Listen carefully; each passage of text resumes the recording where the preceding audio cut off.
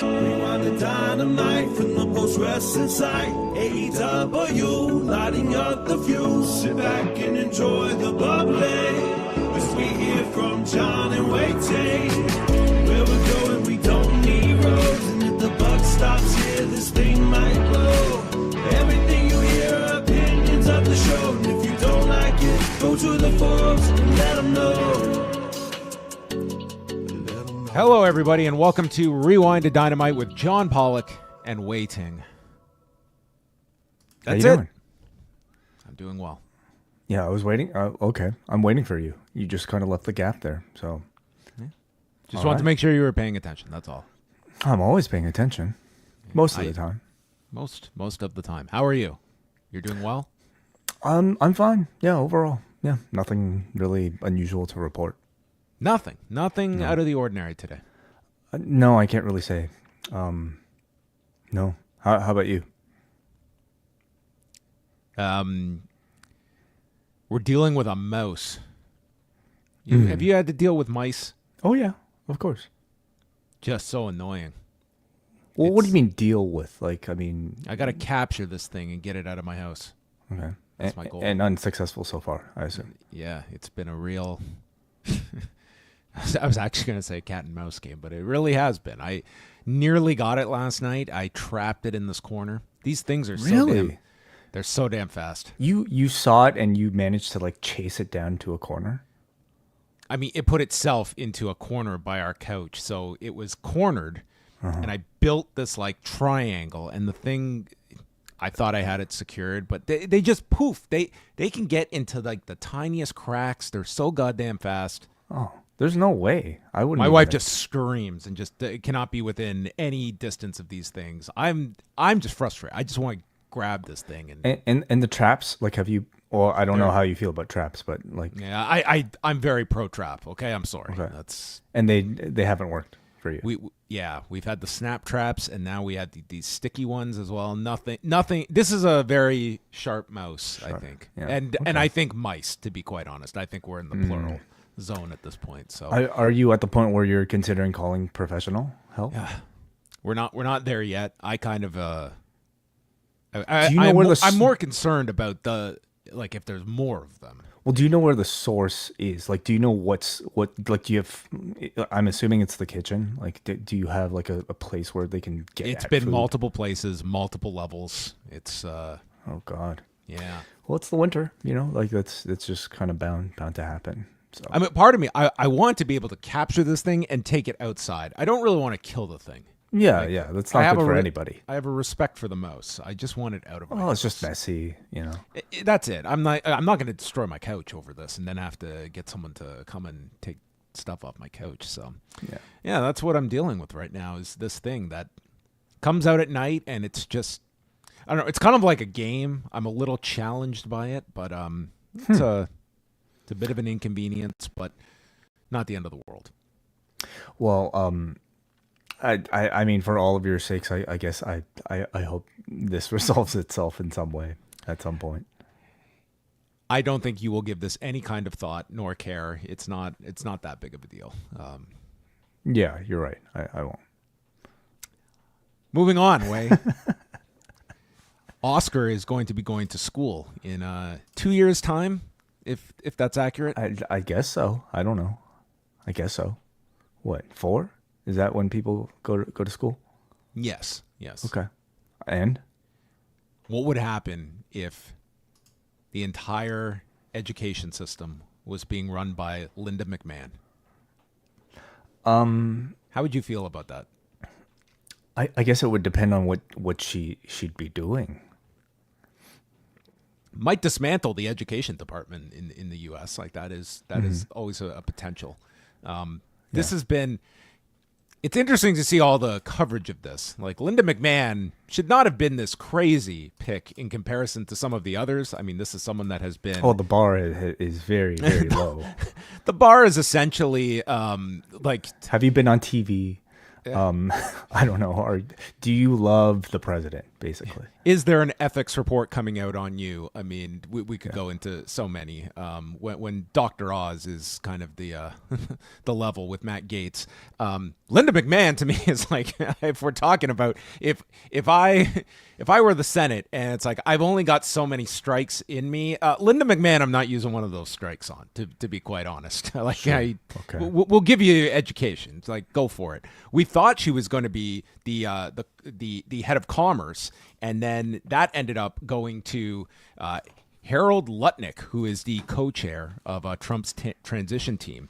But with all of the coverage of Linda McMahon getting this post, we are now seeing a lot of attention on Linda McMahon and her history with the WWE. And the Washington Post did like a pretty lengthy story today, and I'm just going to read a portion of that. In the wake of Janelle Grant's lawsuit and a Netflix documentary released in September that scrolls through WWE scandals, 5 former ring boys filed a lawsuit in October alleging sexual misconduct by 3 WWE officials from the 70s to the early 90s. All 3 officials have since died. The plaintiffs allege that Vince and Linda McMahon knew about the abuse and didn't stop it. The lawsuit relies heavily on media coverage and court documents from a 1993 libel case against a New York Post sports columnist that was later dismissed, and they're referring to Phil Mushnick. Though sexual harassment allegations against the 3 WWF officials have circulated for decades, no one has ever been criminally charged. A Maryland law that last year repealed the statute of limitation on filing lawsuits for child sex abuse opened the door for the suit in Baltimore County Circuit Court. The lawsuit cites a 1993 FBI investigation into sexual harassment allegations against a WWF ring announcer, but says none of the alleged victims were willing to come forward at the time, and Linda's attorney, Laura Bravetti, called the allegations in the Ring Boy lawsuit baseless, stating that the lawsuit, based upon 30-plus-year-old allegations, is filled with scurrilous lies, exaggerations, and misrepresentations. And Laura Bravetti was the one representing Vince McMahon in the steroid trial in 1994, alongside Jerry McDivitt. So Laura Bravetti, who was, people noted that in the separation, it appears that Linda got the rights to Laura Bravetti, and this Laura Bravetti statement also confirming shocking news: Vince and Linda are separated. Mm-hmm. Surprising. Yeah, that hadn't been officially confirmed anywhere. I guess not, because a lot of people just jumped on this. Like, you don't say these two are separated. You say. Mm-hmm. So anyway, that is just interesting. The amount of attention that this has received. But I mean, again, it just seems like all of these cabinet appointees, there is some controversy attached to them. Linda McMahon's, I mean, there's certainly stuff that's there if you want to look at it. I do not see this being one of the positions that is going to receive too much resistance. No, again, I mean, the bar is so incredibly low, and it starts from the very top. This is an entire, I think, movement that has kind of made a habit of disregarding anything that you might have in the past considered items that would have disqualified somebody from these sort of positions of power. It just simply, it doesn't matter, it seems. Well, the Linda McMahon story, yeah, that will be continuing to be followed, of course. Like the Ring Boy suit, if nothing else, it is going to give further attention to this lawsuit. That when it was filed last month, it got some coverage, but seemed like a lot more in the last 24 hours, just because Linda McMahon is attached to this, and it does just open up all of the other Vince McMahon stories as well for people to revisit and such. Staying in the legal front, the Conor McGregor civil trial is pretty much wrapped up, and now the jury is deliberating. The closing arguments were made on Tuesday, this in the case where he is being accused of raping a woman in December of 2018. Again, it is a civil trial, so we're talking monetary damages that McGregor and another defendant, James Lawrence, are facing. McGregor did testify that it was consensual sex, while the victim is alleging that she was raped in a Dublin hotel penthouse. And the jury is deliberating. The judge was pretty stern just in reading his instructions for the jury of what to take into account and come to a solid decision. But we should be getting that verdict that any point now. So we will be on top of that whenever the decision gets rendered. New updates from Netflix, again, coming from the streaming service, is now reporting that the peak viewership figure, a global number for the main event between Jake Paul and Mike Tyson, over 108 million viewers, they are stating, with a peak of 65 million concurrent streams on a global basis during the main event. They are also stating that Katie Taylor and Amanda Serrano is now the most watched professional women's sports event in the history of the United States, with an average minute audience of 47 million, with 74 million watching globally. So again, we stress this is Netflix that is providing all of this data, but that's the only data that is out there.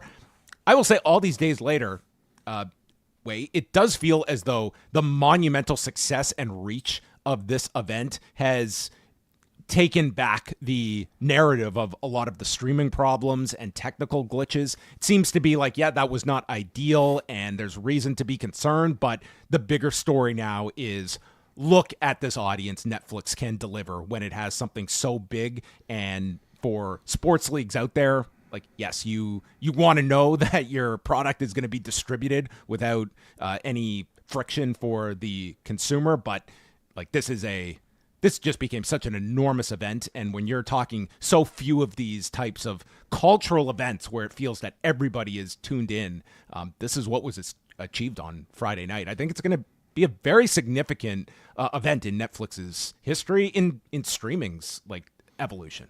Certainly, yeah.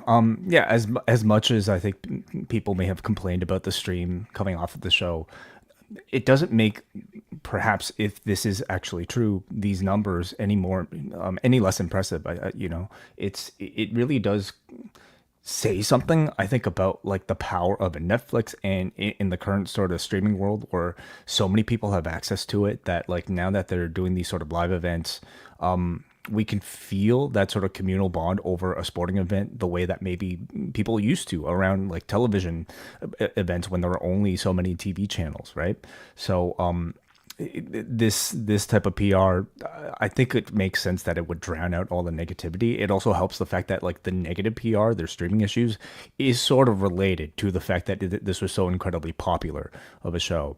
So however, like again, we have these other tests coming up with their other events, and if these streaming issues persist, I wonder if it becomes a bigger story then.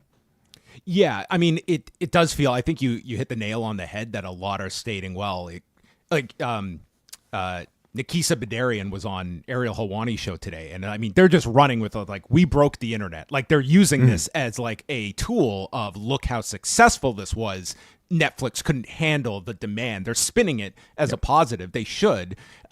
Over time, though, like I understand this was not a pay-per-view. It is still people's time that you don't want that reliability factor to be to mortgage that. Netflix is going to have plenty of second and third chances that people are going to give. I don't think this is going to turn anyone off from tuning in on Christmas Day for the NFL, for WWE events. I don't think there's going to be any of that. You want to get this corrected and fixed so that it is reliable. There is actually someone who has filed a class action lawsuit against Netflix over the streaming issues. I was like, are you serious? Okay. I mean, what were you? How do I get in on that? Out of pocket over? I mean, you're $15. You're telling me you plopped down $15 for this fight. You didn't get to see it live. I'm sure you could have watched it the very next. It's whatever. I'm sorry. I'm usually very much in the side of the consumer when they feel wrong, but like, give me a break. I suppose people have sued over stupider things. Yeah, I mean, this one's up there. But Netflix's stock over the last 5 days, it is up 6%. So, I mean, the market looked at this as something that, I mean, this was not a negative in that sense. And this looks, my question now is, coming off of this, I mean, the history of a lot of these things that take hold in a big way. We saw this with Tyson and Roy Jones Jr. 4 years ago when it did that pay-per-view number, is the amount of copycats, and not even in boxing, but just stunt-like programming for other streamers, for Netflix. Do you see that? Because to me, you can't just snap your fingers and have this type of just cultural fascination in a figure like a Mike Tyson. Like, there's only so many of those. Like, you're not going to find that in a comedy roast, a hot dog eating contest. But I think there's going to be, like, if we can do 20% of this, that's a huge win for us. I could imagine that a lot of these, like, live programming, it's going to be any and all ideas are on the table to try and capitalize off the success of something like this that hit in such a big way.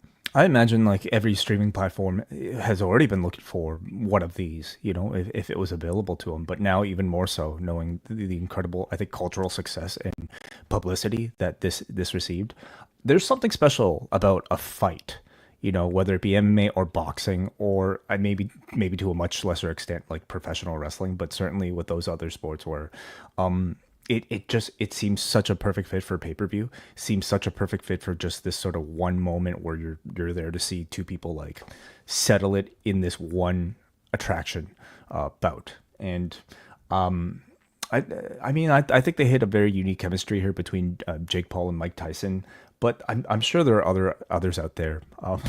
There are other celebrities that might be looking to train, but Jake Paul is a very special. I would contend many don't necessarily just see him as a celebrity. He kind of fits into both worlds now, where he still has very much the aura of like YouTube, obnoxious YouTube kid, but with a very legitimate at this point boxing career attached to him. And Mike Tyson, I think, alternatively, still feels like in many people's minds the Mike Tyson of old, but maybe we're not necessarily thinking of him. I guess in present form. Can you envision any type of scenario for Jake Paul to fight again that would grab your interest? Sure. Yeah, there are a lot of people out there in this world, John. But like you're kind of looking for the right mix of somebody who feels like they are legitimate, or at least has an aura of like being legitimate, and more so, more importantly, you need somebody to satisfy your curiosity of asking what if, like how would this match look like?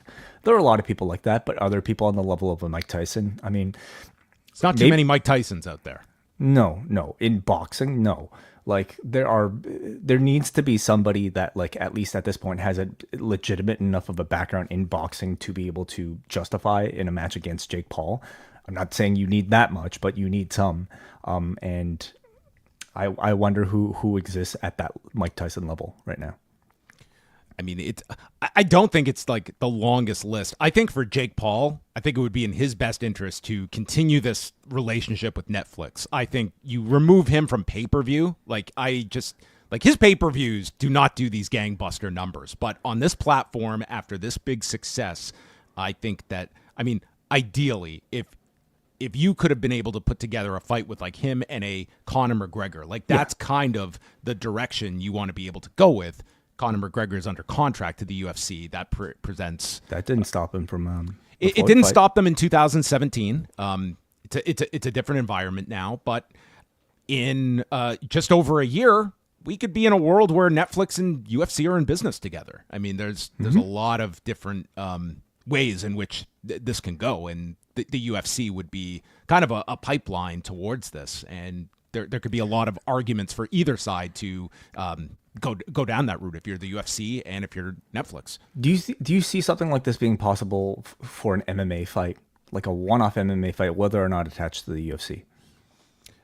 To be this big, I don't know if that fight exists now among any current fighters, and that would include Conor McGregor with it feels like right now I would say the biggest fight you could make in MMA, I feel John Jones and Francis Ngannou would have been giant, but nowhere at this level. Not like this, no. Yeah. It would have to be Conor and somebody else. It would be Conor and someone else. And we don't know what it would work like on a platform like Netflix where it's not pay-per-view and you have that level of promotion behind it. Like, I thought this fight was going to be big. I certainly did not anticipate it being this this kind of just global like phenomenon that it was. But there's a lot to be learned from this and a lot to be taken away from it. And I think a lot of people will now shift their attention to the Christmas Day games for the NFL, and because that's another big test on delivering that product. And Beyonce, you don't want to anger Beyonce fans. You'll get multiple class action suits if they're messing with Beyonce. Don't mess with the Beehive. No. AEW released their live event schedule for the back half of December and then going into the new year. So just some of the highlights. They are going to be going to the Hammerstein Ballroom in New York City for 3 consecutive nights. December 20th, which is a Friday night for Final Battle, then the Saturday night, a Collision, and then a Sunday night Dynamite taping, presumably to be airing on Christmas night. I believe they have trademarked Dynamite on 34th Street and Christmas Collision. So it does look like we will get a new episode of Dynamite on Christmas Day. We will not be doing a show that night, but Christmas you will be taken care of with Dynamite. And then they're going to do a Fight for the Fallen special on January 1st, not going to Daly's Place like they have in years past. Instead, they'll be in Asheville, North Carolina, and then a lot of Dynamite and Collision dual tapings that they're going to be doing in the new year. And you can understand why it somewhat makes sense that, in theory, they're not going to be taping Rampage any longer, and you do have the ability to tape 2 shows, and then you have access to everyone that's there on Wednesday night instead of like it is easier on your crew. And there is a savings, obviously, by doing Dynamite and Collision together. And maybe that is the best bet at this point. You're also selling tickets to one less event each week and just funnel it all into like a super show every Wednesday for at least a decent amount of these shows that we're seeing in January and February. Sensical, yeah. I guess it begs the question: is there still room for Ring of Honor tapings for the people that care enough? Come at 3 in the afternoon and stay till midnight, and we'll do this every week. Some discussion has been made about some of these being smaller arenas that are seemingly more appropriate fits for AEW's current attendance averages. So I'm curious to see what some of these look like, especially certainly the Hammerstein shows, but even some of the smaller venues, I believe some of them taking place in like almost like concert auditoriums, what sort of special look some of these shows will have. So yeah, a lot to study in the new year. Yes. And they also announced so they will have February 15th is the Grand Slam show in Australia. And then their March pay-per-view Revolution, March the 9th at the Crypto.com Arena in Los Angeles. Which reports have come out since that they had some sort of exclusive deal with the WWE since the WWE moved to the Intuit Dome for the Netflix debut that opened the door for AEW to run the former Staples Center. Yeah, so one is attached to the tax company and the other with crypto. Sure, yes. Yeah. Could you imagine if it had been flipped and Logan Paul would have been at the crypto arena? Might be banned. I don't know if you want to talk about that at all. Well, I mean, Logan Paul's just in his he's in some hot water when it comes to crypto. This has been a while. If you want to look up Logan Paul. Anyway, Kenny Omega did an indie character interview with New Japan's website, and basically the challenge was laid, and Gabe Kidd has accepted, and that appears to be the match for January 5th at Dynasty. Kenny Omega's first match in well over a year as he comes back from diverticulitis, and yes, it is still shaping up that the January 5th show is feeling like the big show of the two. Certainly to those of us on this side of the pond who are active AEW fans, I wonder if the temperature in Japan to a maybe more strictly New Japan audience feels the same way. Something tells me that the answer might be yes, because there just simply are more special attraction matches, I think, coming on the 5th show. So some of the discussion for this story is about Kenny Omega having his return match in New Japan instead of, at this point, what seems like it will be AEW, unless, of course, they quickly push him towards something, for instance, for World's End or something like that. But let's say Kenny makes his return for this Wrestle Dynasty show. How do you feel about that? I mean, I think it's fine. Like if I'm AEW and the guy's ready to go, I mean, I want him immediately. I think like Kenny should not just be showing up cold in AEW. Like he really should be given the big U2, not specifically U2, but that type of beautiful day return type of promotion. Like you're looking for someone that can be a big difference maker, and Kenny Omega is that guy. And you don't know how much longer like you're going to have Kenny Omega at this level. Like this was a real serious health issue that he had to come back with. He's coming back with a singles match. You know, against a guy who's a pretty intense, high-paced wrestler like a Gabe Kidd. So at the Tokyo Dome, Dome.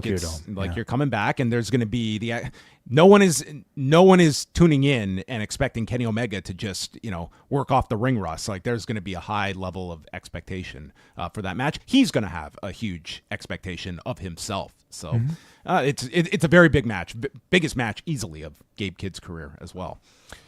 Raw on Monday, the tape show did 1,516,000 viewers, which was down 3%. The demo, a .49, down 14% from last week, going against the Cowboys and Houston Texans game that did almost 17 million viewers across ABC, ESPN, and ESPN2. In Canada way, the lowest Raw number of the year at 149,700 viewers, going against the Montreal Canadiens and Edmonton Oilers football, and the Raptors against the Pacers. And the Raptors can't possibly be a draw, but as they are in quick fashion, the worst team in the NBA. But yes, that was the Canadian lineup on Monday night. Are you going to any more games this season? Yeah, I will go to more games this year. I think I'm a glutton. You like the teams more when they're bad. I figured it out. I'm not going to be a bandwagon jumper. Okay, I'm going to say I was there when I was watching this team that couldn't hit a 3-pointer to save their life in the fourth quarter against the Pistons. Yeah. NXT on Tuesday, 672,000 viewers and a .19 in the demo. Their third highest 18 to 49 audience since coming to CW. And I give this one more credit than that because the two episodes that beat it on CW were the first 2 weeks with CM Punk and Randy Orton. This was Andre Chase trying to preserve Chase U.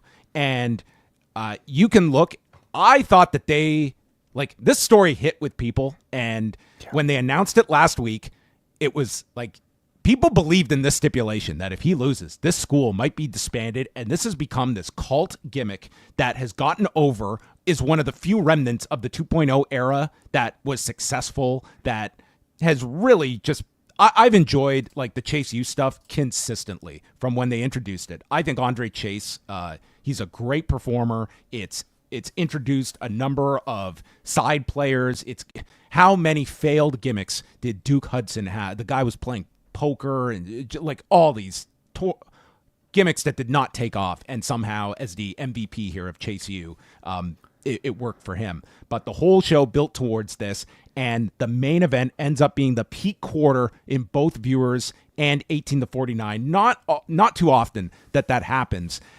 I thought everyone in this main event segment was excellent. I thought Ridge Holland was, I thought he was just great as the bully, and like everyone knew Ridge Holland cannot lose this match. Like it would be nuts to beat this guy. But this audience, I think they realized this. And I think the audience realized he can't lose, but we don't want to see Andre Chase lose. And it made for just a great emotional end where Andre Chase loses to Ridge. It sets up your next pay-per-view. I mean, Thea Hale and Miles Bourne and Duke Hudson, everyone got involved. I thought everyone was great. I thought these last 15 minutes of NXT were so great. And then at the end of it, you've got suddenly this, it's not the most blockbuster main event for Deadline, but man, did you do a great job. He pins Trick a few weeks ago at the ECW Arena. Then he breaks all of these fans' hearts at the Performance Center.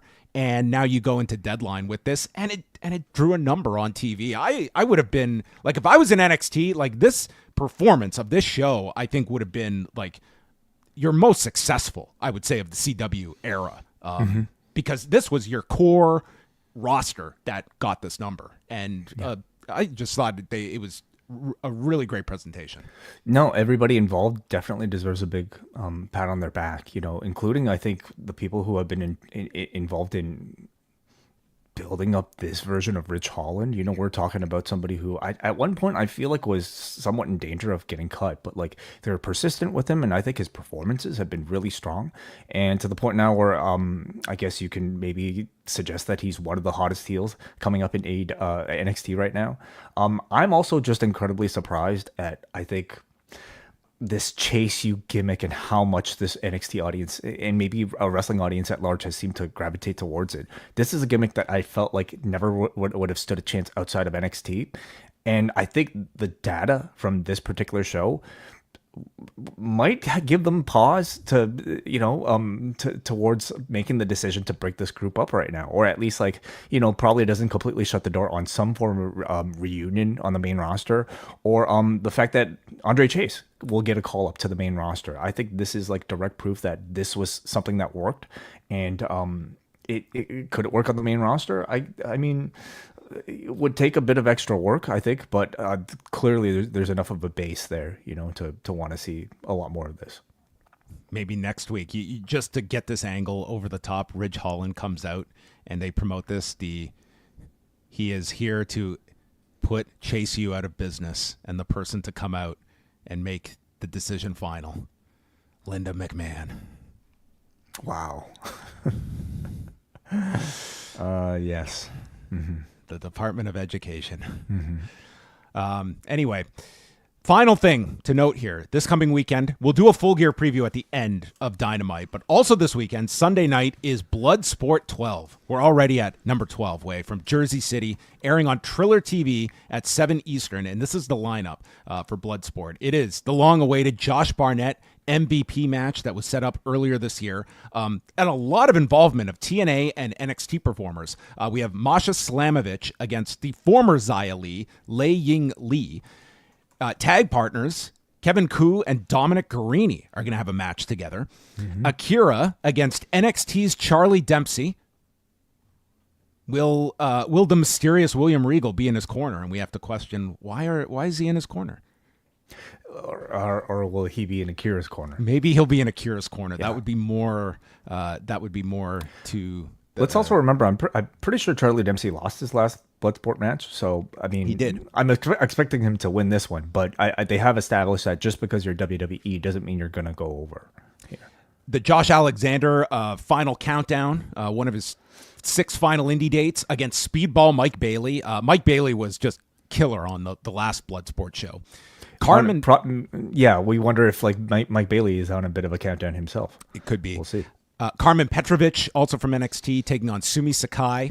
Marina Shafir against Jody Threat. So that's AEW versus TNA. Miles Bourne, now without a home, with Chase U being disbanded, takes on Royce Isaacs. And they've also just added Calvin Tankman against Lou Nixon. And this really interesting match, Matt Makowski, who of course had competed in Bellator, a former MMA fighter, he's taking on this individual, David Modzmanashvili, who was an Olympic silver medalist in 2012 for Georgia. And then what they did was they went back several years later and retested the drug samples from that Olympics, and he failed his drug test, and they stripped him of his silver medal, and he got banned for 6 years from competition. And this is his, from my understanding, like his quote-unquote pro wrestling debut. But this was, you know, an Olympic silver medalist. What a backstory. 12 years ago. And yeah, got stripped of it. And I don't even know what necessitated, like this was years after they went back and tested the drug samples that were provided in 2012. Just a interesting addition to Bloodsport. But again, I puts a new spin on the term Bloodsport. Yeah. I guess so. No testing at Bloodsport that I'm aware of in Jersey. I'm always interested in these shows. I'm going to do my best to catch this on Sunday. I was interested in these shows anyways, just strictly because like I mean I have a real fascination with like wrestlers' interpretations of what shoot style might look like. And in Bloodsport, sometimes you get that, sometimes you just kind of get like straight up like what feel like more aggressive, violent tones to the wrestling. But it's become a lot more interesting in recent years as this sort of crossroads where all these promotions are sending people, and predominantly, we're talking NXT, WWE, and AEW still seemingly being okay with people like Marina Shafir having major roles, TNA obviously, and just some of the best of the indies as well. So it's sort of like the one place where everybody, like it's sort of the one neutral ground where all wrestling companies seem to be okay to work together. Nick Khan might show up. He might, yeah. Wouldn't be his first Bloodsport. No. All right, so that's coming up on Sunday on Triller TV, so you can check out that. Postwrestling.com is where you can stay up to date on all the news that's going on. And coming up on Friday, we are going to be back with Rewind to SmackDown. And then Saturday, Wai and I will have a review of Full Gear right after the show concludes. Because there's no Collision course will be off this coming Saturday, but you can check out that. And the final Ask Away mailbag show of 2024 drops on Thursday at postwrestlingcafe.com. You have a couple of hours. You can still get your questions in. Go to forum.postwrestling.com. Anyone can submit questions. We will answer them all on this final mailbag. If you want your voice to be heard, you can submit an audio question at memo.fm/postwrestling. So we hope to hear from some of you, and we will have that mailbag show coming out Thursday afternoon on the Post Wrestling Cafe. Yeah, I'm looking forward to it. It's the last one of the year. You guys usually give us some really great questions and give us at least a lot of interesting topics to talk about. So looking forward to that tomorrow. All of that and more coming up this week. Now we shift focus to... You mind if we just pause, John, for a second? Okay. Just a little bit chilly. So is there a draft? A little bit here. It's November weather. We might even get snowfall here in Toronto next week. Might have some of that November rain. We might. So I just got to put on my jacket here very quickly here. Oh, it's a little cold in the Ting household. Yeah, Wow. Yeah. Is that real leather? I believe it's genuine white leather with molten Lincoln green. I thought it was molten. Lincoln green molten wool. I think I'm saying that right. Of course, yes. Do you know how many people thought I was talking about an NXT wrestler when I mentioned Lincoln Green? It does sound like a Lincoln Green. It does sound like someone that got ID'd. Thank you to all of you guys who have purchased one of these Varsity jackets so far at Chop-Tees. It means a lot that you guys are willing to support us at that level. And still some available. Go check it out right now. Chop-Tees.com. Maybe it'll be hand delivered to you by one Wai Ting. Most likely not, but you will probably get it sooner than pretty quick. Yeah, I won't lie. This is a pretty great photo op of Wai Ting with the jacket, but the best one is Dickie Bird wearing one of these with his horse. Yes.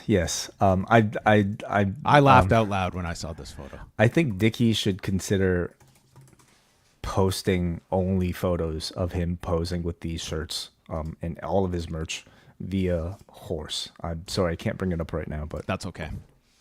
Go to our Instagram. Seek out Dickie Bird on Instagram or Blue Skies, where everyone is flocking to. Mm-hmm. Okay, on to Dynamite we go. Reading Pennsylvania, 2,627, according to WrestleTix. And we open things up with the November Rain video, an updated version. Bit of a shorter version than what they ended Collision with. I thought that video was great on Excellent. Saturday night. It was so great that I think it would have been a stronger end to tonight's show if they had released the video. Because I just thought that put everything, all the stories there for you going into Saturday, that I felt that, well, they made the decision to go on Saturday. The fact that they maybe chose Collision might call to some, might suggest like there's still some aversion to like having such a long edited video on Dynamite where maybe the stakes are a little bit higher for their minute by minute rating. But those who saw it, I think, unanimously praised it for its ability to just kind of encapsulate the storytelling really well. So I have to think this might be a yearly tradition. Every November, do one of these. I could see them. I mean, they really leaned in this month with November to Remember and November Rain, and then the other, and then we got an ECW Arena NXT as well. I mean, the ECW nostalgia was very strong this month. Opening up the show is the All-Star 8-man tag, Will Ospreay, Ricochet, Powerhouse Hobbs, and the returning Mark Davis in his first match since last year's Wrestle Dream on October 1st. Yeah, that's a long time out. And Mark Davis suddenly finds himself as a singles guy in the top mix of a top story here with guys like Ospreay and Ricochet and Takeshita. So for a first match back, this was probably a lot of pressure for him. Yeah, we might all pool our resources together and get him a post-wrestling varsity jacket. Oh, that would be a big step up, yeah. And their opponents, the Don Callis families, Konosuke Takeshita, Kyle Fletcher, Brian Cage, and Lance Archer. And early on, they attack Hobbs' injured knee by placing it in the steps and throw Ospreay into the steps, causing Hobbs to be taken to the back limping. So we have the advantage on Ricochet until he tags in Ospreay. He's briefly involved with Fletcher and then works with Mark Davis, double teaming Takeshita. They even go for their own Coriolis. Hobbs then limps back to the ring and tags in, and he overpowers everyone. And Davis got some shine here with a gut-wrench pile driver onto Konosuke Takeshita. Fletcher is in for the save, and then Fletcher slaps Davis, and they finally start fighting. I was about to sneeze there, so I was just trying to hold it in, and it was. Right. I thought it was right. It was right at execution level. Thought it was more of a dramatic pause. Yeah, I was just getting choked up here on Mark Davis and Kyle Fletcher coming to blows. But then everyone gets laid out with spots, and then Ospreay is alone. Eyes Fletcher, hits the standing Spanish fly. They gave you like a nice tease of Ospreay and Fletcher for Saturday, but then he goes for the hidden blade, and it's so hidden that Mark Davis doesn't see it coming, and Mark Davis gets hit by the hidden blade. Fletcher takes out Will, and Takeshita lays out Davis with the power drive knee in 14 minutes and 33 seconds in a very strong 8-man opening the show. Really excellent multi-man match here to start things off. I really like the concept of doing like a multi-man match for TV. I think it's a concept that like New Japan certainly has made a template out of. I almost feel like they almost do it too much to the point where you almost kind of don't pay attention to these multi-man matches on the undercard anymore. But I think AEW can like benefit from doing them more often, especially since they have a weekly TV product. Here in this case, I thought this match did such a great job of giving us teases of their big rivalries. Like in Mark Davis versus Fletcher, they built a big moment around that first meetup. An Ospreay versus Fletcher, they've built a big moment around that and meetup as well. While at the same time carrying these sort of stories across in meaningful ways, like with the friendly fire spot, continuing to tease Mark Davis having this sort of like crisis within himself of like, you know, truly like wondering who should be blamed for his partner's recent turn. Should it be a Don Callis? Should it be Will Ospreay? Is he the one to blame? The match, of course, also did a great job of putting the spotlight on Will Hobbs, giving him that sort of hero moment. Overall, I just thought it was pretty successful in developing identities of several of your new projects, like Mark Davis, Kyle Fletcher, and Will Hobbs. Of all the combinations, we did not get the announcement of Ricochet and Takeshita and whether or not they're saving that. I mean, there's always the chance they could just announce it before Saturday, but you would think if the match was happening, you'd want to get that out tonight. Perhaps, yeah. Well, them being missing on the pay-per-view might raise some eyebrows. At the same time, I mean, does everybody have to be on the show? I guess, I say this every month that I don't like. You look at this card. How many more buys are you getting out of that match versus having like a big TV main event over the next month? Like you do have all these. The both of them should be a part of the C2 as well. Like that might be a big matchup that you save for that tournament. Jon Moxley and the Death Riders do a promo calling Orange Cassidy a snake who is lurking in the battlefield. And Moxley says, "You might be a borderline sociopath. You might be a great guy, but I don't care. When the bell rings, you're a threat." And Moxley will destroy him. And then Claudio cuts a big promo on Darby for their match tonight. And we get Darby's revenge promo stating he's doing this on behalf of Danielson. All of you will have your day. Today is Claudio's day. And what a day Claudio would have. It was not his day. No. It was not. This was also Claudio Castagnoli, to my knowledge, for the first time, at least in AEW, speaking German or Swiss German in a promo. I don't think Darby speaks German, so I don't know exactly why, beyond the fact that, I mean, speaking in a foreign language just kind of sounds a little bit cooler and a little bit meaner, just like Marina Shafir. Man, so we got Gunther and Claudio in back-to-back shows. I feel like Gunther has made a habit of doing it, like in every appearance we've seen him. Claudio, this just kind of came out. Again, it made him sound cool, but what sense it made, I mean, maybe he'll give us an explanation. Out to the parking lot. This looked very cold as Renee was bundled up here to interview the Hurt Syndicate. Out walks MVP, followed by Shelton Benjamin, followed by the greatest suit I have ever seen on a pro wrestling episode, as worn by Bobby Lashley. This was pristine, this suit. Yes, it was. Didn't strike. Holy shit! I mean, look at this. What guy. is this? Oh my goodness! I mean, there are certain people that are just made to be wearing suits, and Bobby Lashley is one of them.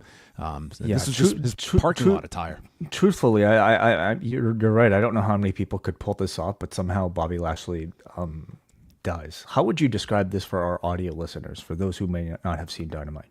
Expensive. Okay. Mm-hmm. Would you wear a suit like this? No way. I couldn't do this. I mean, this is like looks like he's ready to play for the Cowboys with this suit and the color scheme.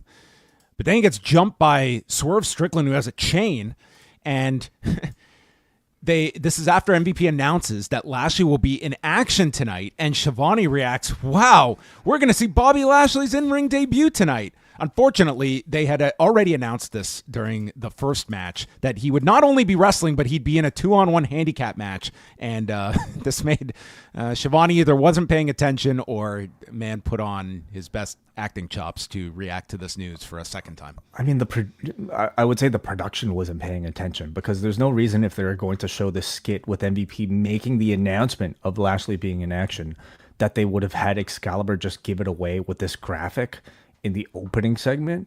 I think it just reeks of like maybe sloppy quality control, because I don't think this should have happened this way. And it's actually attached to a super chat we received from John L, who sends $5. Thank you very much. We don't usually go to super chats, but in this case it's related. Do you think AEW should have advertised the in-ring debut of Bobby Lashley to help sell more tickets to tonight's show? I love the show either way.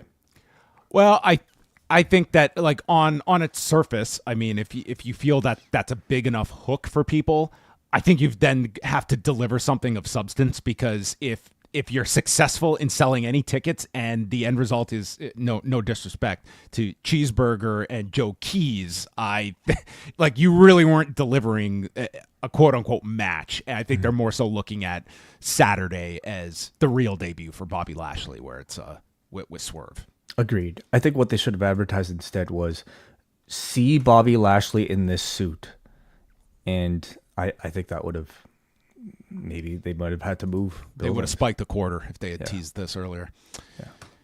Adam Cole comes out, and man, he is involved. I know he's not wrestling on Saturday, but he is involved in a lot of programs right now. He's feuding with MJF. He's got this deal with Roderick Strong, and he's got this friction with Kyle O'Reilly. But his biggest opponent at the moment is Spray Tan.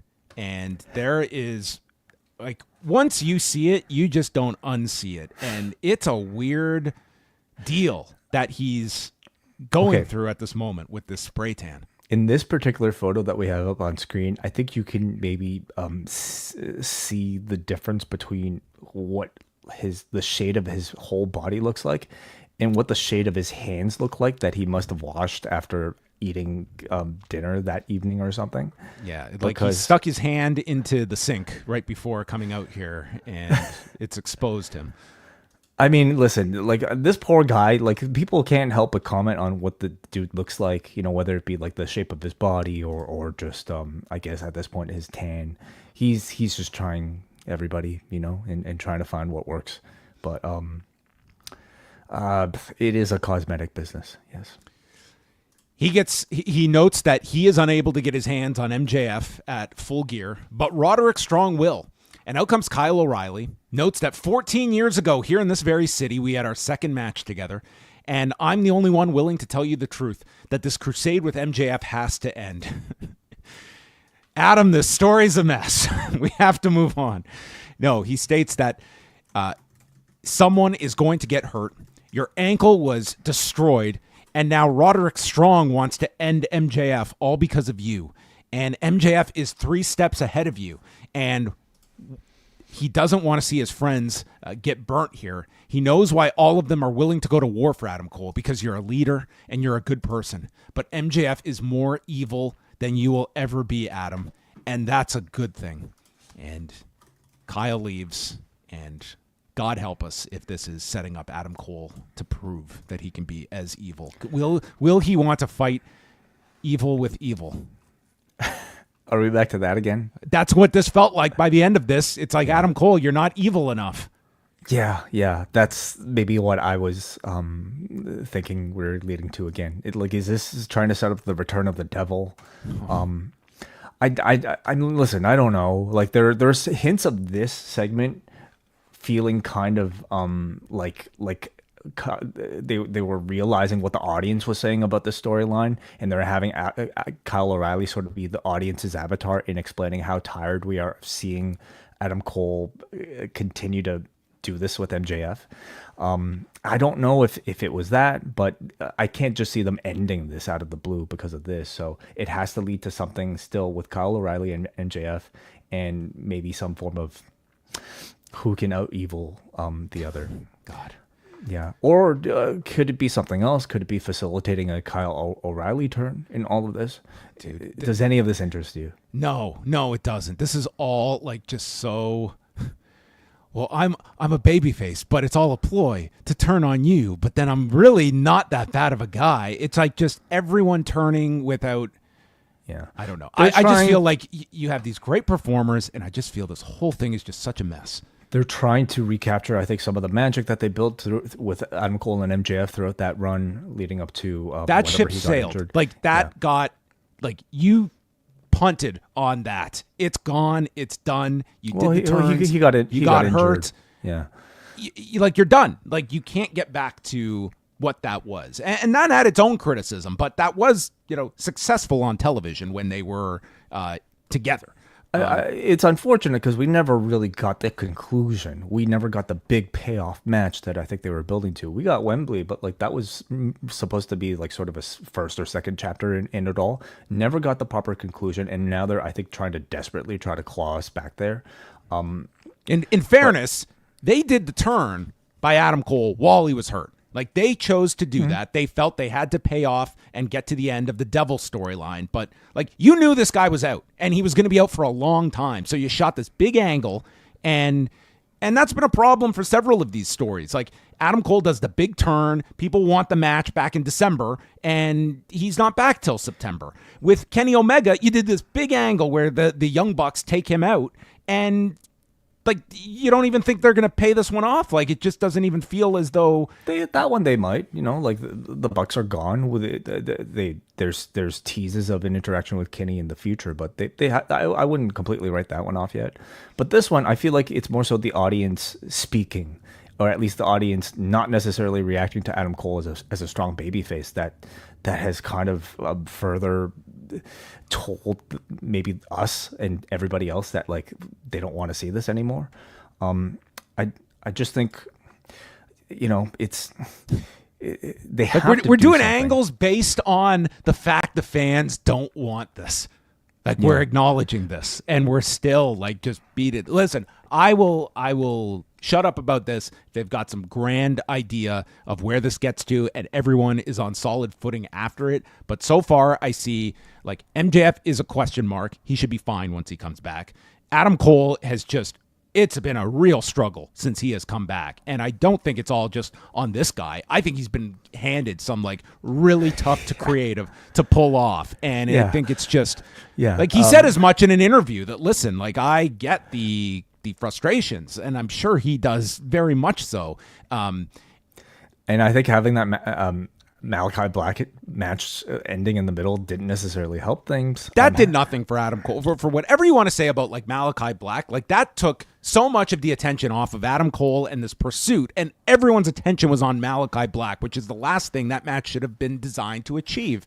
Instead of Adam Cole winning, everyone is focused on Malachi Black at the end of that match. Also, having MJF out for pretty much an entire month to do this Adam Sandler movie certainly hasn't helped things either. You know, it's really been bad timing for the both of them, where they just seem to be ships that have like just missed each other, and not like MJF. I think might have helped salvage this if he was here, if he was there, like if he was here weekly cutting promos on Adam Cole, further making himself a heel while like making Adam Cole a bigger babyface. But we haven't had that. We just had cutaways to him watching these matches and a pretty convoluted storyline with like Roderick Strong, who's now taking part like as the babyface in this pay-per-view against an MJF. More on Roderick Strong, I guess, coming up. More to come.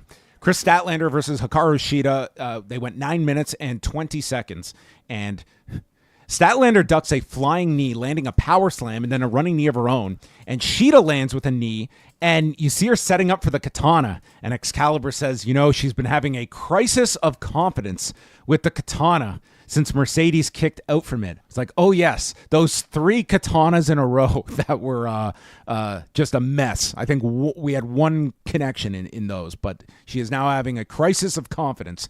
So then Shida... So they're turning that like botch into a storyline. Well, they're using it that, you know, Mercedes kicked out from the finisher, but there's also like the deeper meaning of like this also looked god awful. She's not hesitant because she didn't pull it off well. She's hesitant only because Monet kicked out. Yes. Is that it? Okay. Shida hits a Falcon Arrow, gets a near fall, didn't get a big reaction, and then the katana gets caught as Kris hits the Wednesday Night Fever to win, and they shake hands afterwards before Mercedes Moné and Camille come out for the post-match. Yeah, I thought the match was just okay. Crowd seemed respectful of it, but I don't think they were that hot for it, which I think hurt the way it ultimately came across. Action was fine overall, though. I don't think the Shida hesitation spot, though, really connected with the crowd, or at least I don't know if they were as aware of that storytelling as I think they were hoping for. And then we have Statlander, who to me doesn't necessarily feel like a hot challenger, but she does have the crowd's respect, I feel. I wonder if Shida regrets this, because on Collision, she approached Statlander and said, when you beat Mercedes, I want to be the first challenger. Mm-hmm. And Statlander's response was, well, let's do this on Wednesday. And Shida agreed. I was like, why would you agree? Why don't you just like roll the dice and hopefully she wins the title? Then you get a title match out of this. Yeah, I guess either way she would have had a title shot, but now she's I don't want to beat you twice. I just want to beat you once when you're the champion. Like, the stakes are very low on Wednesday, but she took it, and now she lost. So we'll see in 6 months, Shida, when we need a setup for somebody. Mercedes and Camille are out. Camille's still in her sling, and Mercedes insults the Philadelphia 76ers, and even these 2,600 in Reading, Pennsylvania are like, okay, yeah, we got a bad basketball team. And then she praises the Celtics. She's held the TBS title longer than Statlander. She's the greatest TBS champion of all time. Will never lose it. And then sends Camille into the ring to get the job done. And Camille's giving her a look. She's got one arm to use as she gets into the ring and gets the piss beaten out of her by Kris Statlander and Hikaru Shida. This was a strange usage of Kris Statlander here.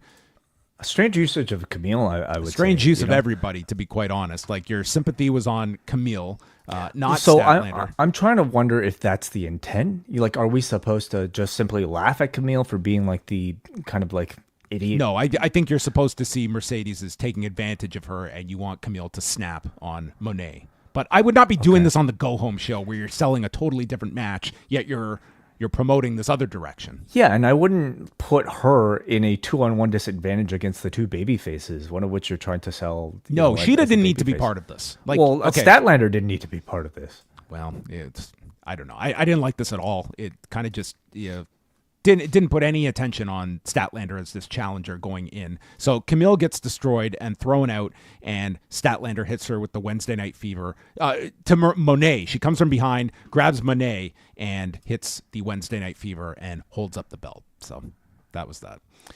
Yeah. So at least like no cars were driven in this segment. No cars were harmed in the filming of this Go Home segment. I think Monet's promos, like, we know what they are at this point. her delivery, I would say, is passable, but like I wouldn't necessarily even say she's that much advanced from, I think, the average that you get on an NXT, for instance. But for her, to me, like she's still a draw when you see her name advertised for a pay-per-view match, and I'm still excited for the match despite what I consider to be a pretty weak build for this entire program. She's the closest we have to like an AI generated promo delivery. Yeah, kind of.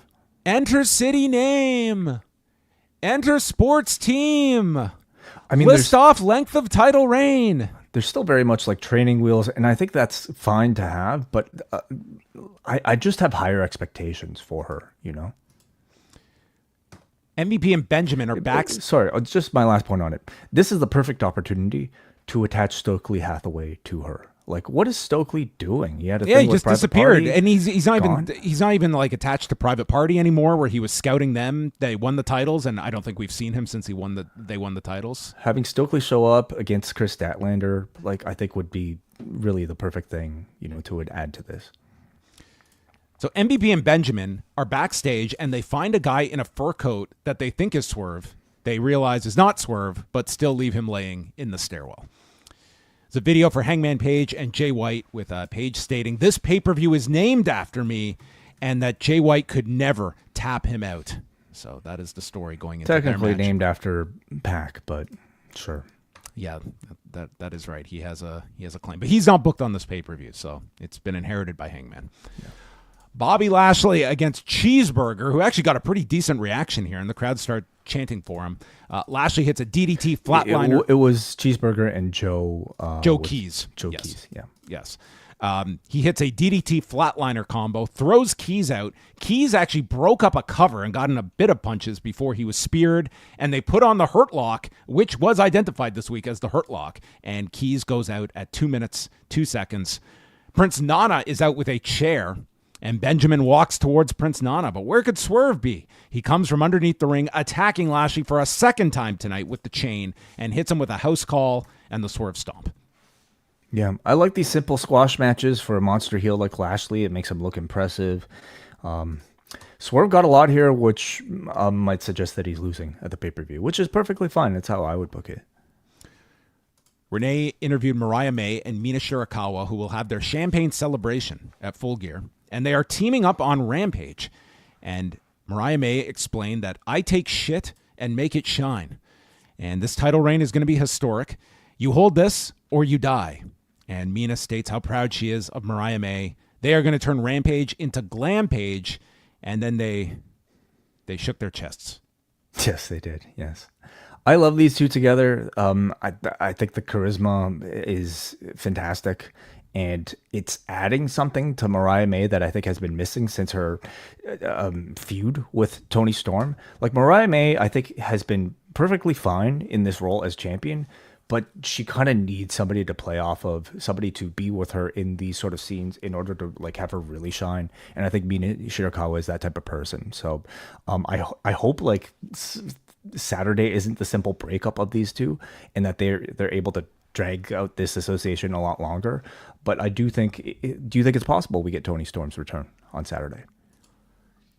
Yeah, I mean, I would want to, like, it does feel a bit of a ways away to hold that off until February for Australia. But, you know, it's around time you would maybe want to introduce her back. But I'd only want to bring her back for the Mariah May program. And I would want to save that for Australia. Like that would be the time to do it. I just don't know if you bring her back now, if you can hold this off for Can you have another match and then a blow off by February?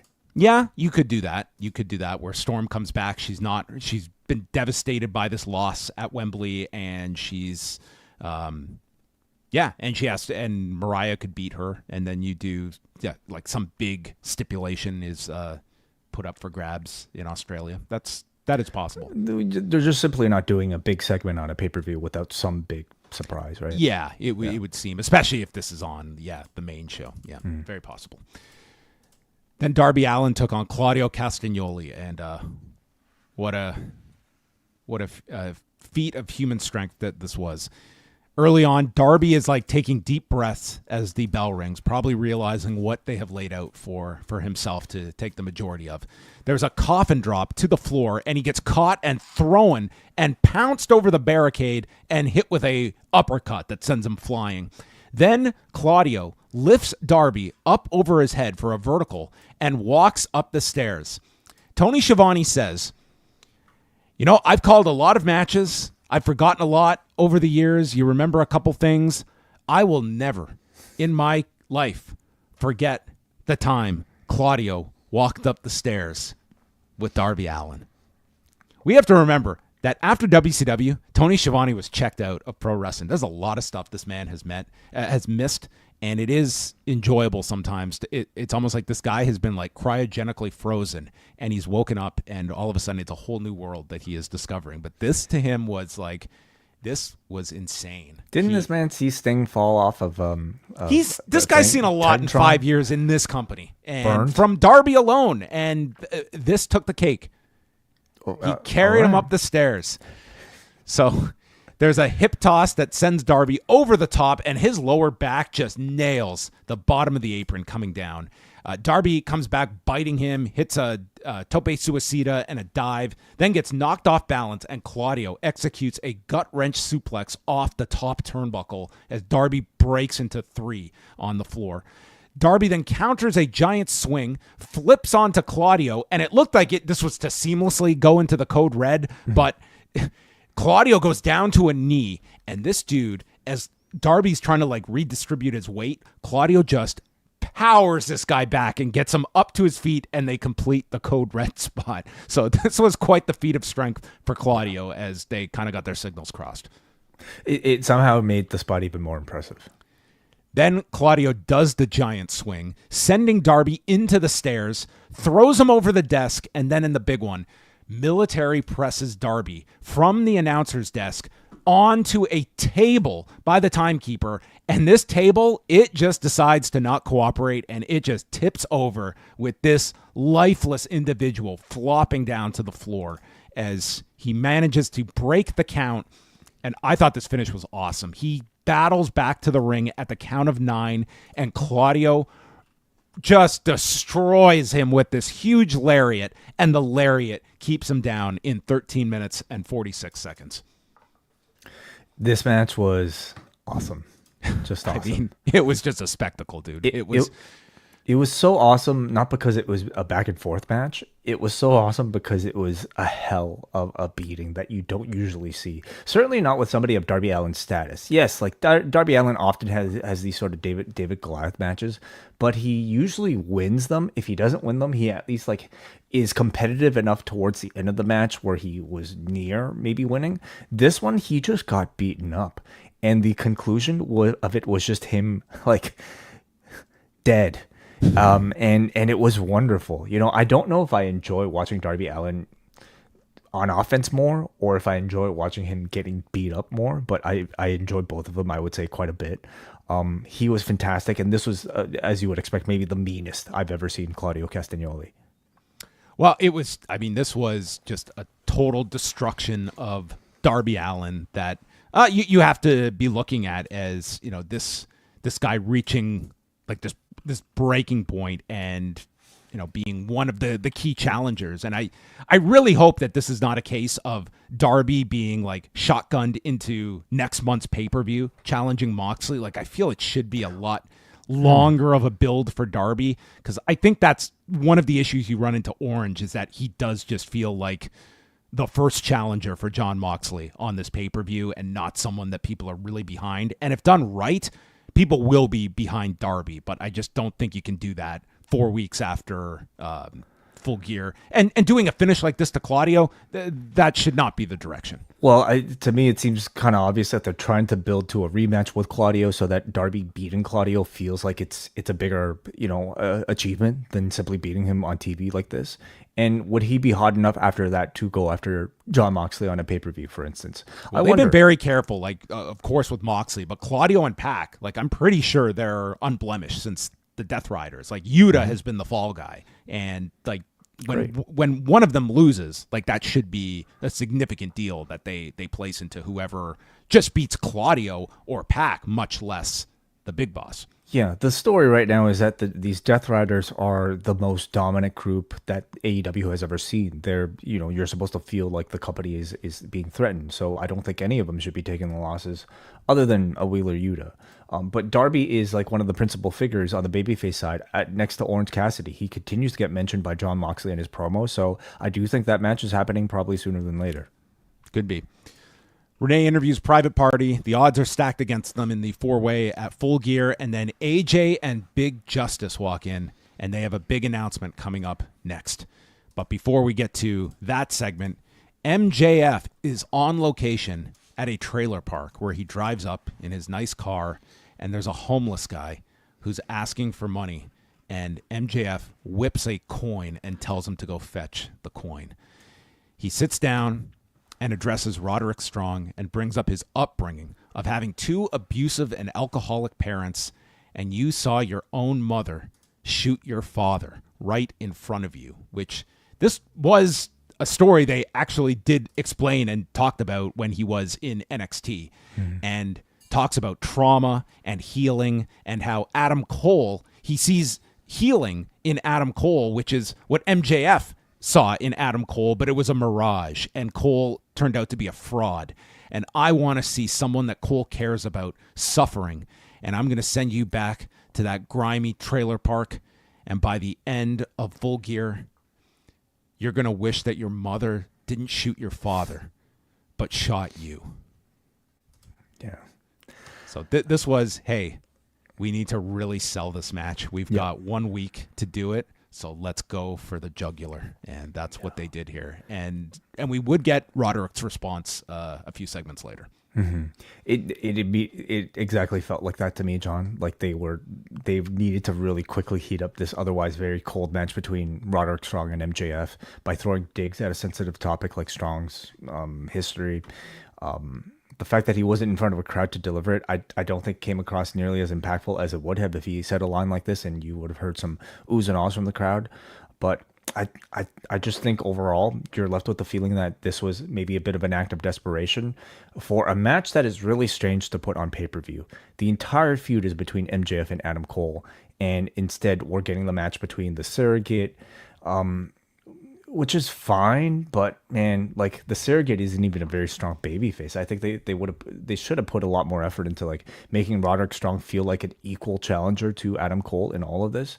But Roderick Strong is still somewhat like, even though he's technically a babyface, he still kind of feels like a bit of a tweener. They haven't completely really even committed to a turn with him yet, or at least like given us enough justification for the turn. So it feels like a cold match. They also really took all the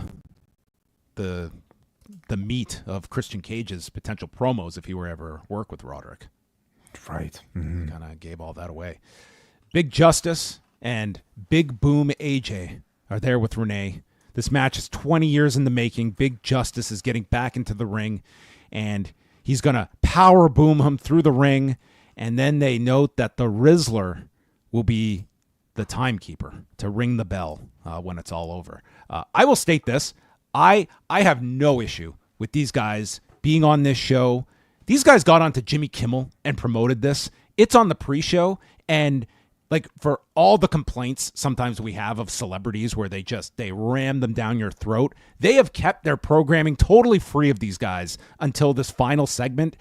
I literally have no issue, and I'm not going to be complaining about this on Saturday either. You're getting a stack card, and this is a chance for some guys that have, that are influencers, that you're trying different things. No, not at all. Yeah, I think they were so they featured him so rarely. This was the only appearance on Dynamite, I believe, of these two. This was the only appearance, period, since that pay-per-view appearance they had a few months ago. Like for the lead-up, they announced it online, and that's been it. Yeah, that instead they've had people argue about why we haven't seen them on Dynamite. So you can't necessarily win. I think part of the thinking is that they don't want this to really take too much attention away from the actual roster that's there. But at the same time, this has doing this for audience. a point. Like the point of this is to hopefully reach people that are not your regular consumers. I don't know if that will be successful or not, but I mean, you have to try. It can't things. hurt. You have to try things. Let's like just the say, worst case is like, yeah, okay, you're gonna get something on the pre-show. Like it's no harm, no foul. I feel like we could definitively say that this match is a more worthwhile match to put on the pre-show than your average pre-show match. Yeah. And I mean, you get some kind of, hopefully, some clip that you can at least spread, something with QT, who's probably the best person to put in this kind of situation. Oh, I really enjoyed his rap. Did you listen to it? I didn't check it out, no, but yeah, he did drop a diss track. The Undisputed Kingdom comes out with Tony Schiavone. Roderick Strong explains, I have not slept since last Wednesday. I don't believe him. Why not?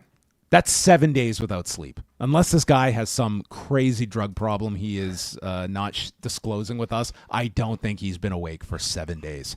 Okay, but he finally gets his hands on MJF on Saturday and asks, am I supposed to be ashamed of my childhood or my parents? Because I've heard all that stuff since elementary school. I don't want anyone to feel sorry for me. And the way you break the cycle is you earn it. And when I'm done, that's what I've done all my life. Whereas you, Max, have been spoon-fed everything, and you're going to pay for all your sins at Full Gear. I'm going to break your... I think he literally said, I'm going to break your back, make you humble. Did he?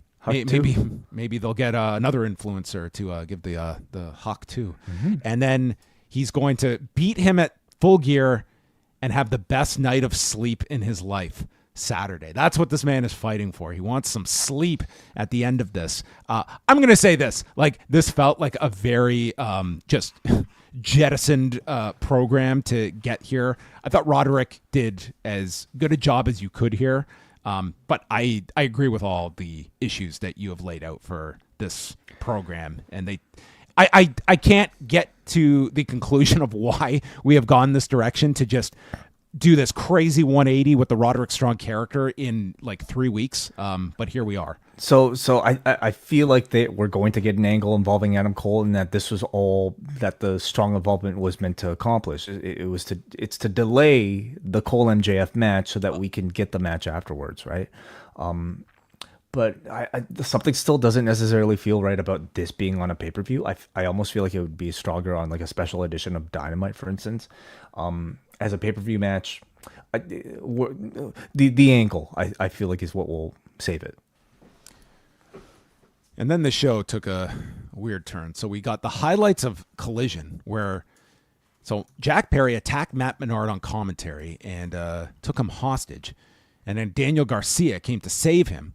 And they ended up taking Jack Perry hostage, tying him to the front of his bus and driving off with Jack Perry, presumably murdering him. We didn't get the update, but now we're going to see the footage that these guys, thankfully they brought a GoPro with them to document their crimes. And Jack Perry is tied up to a chair.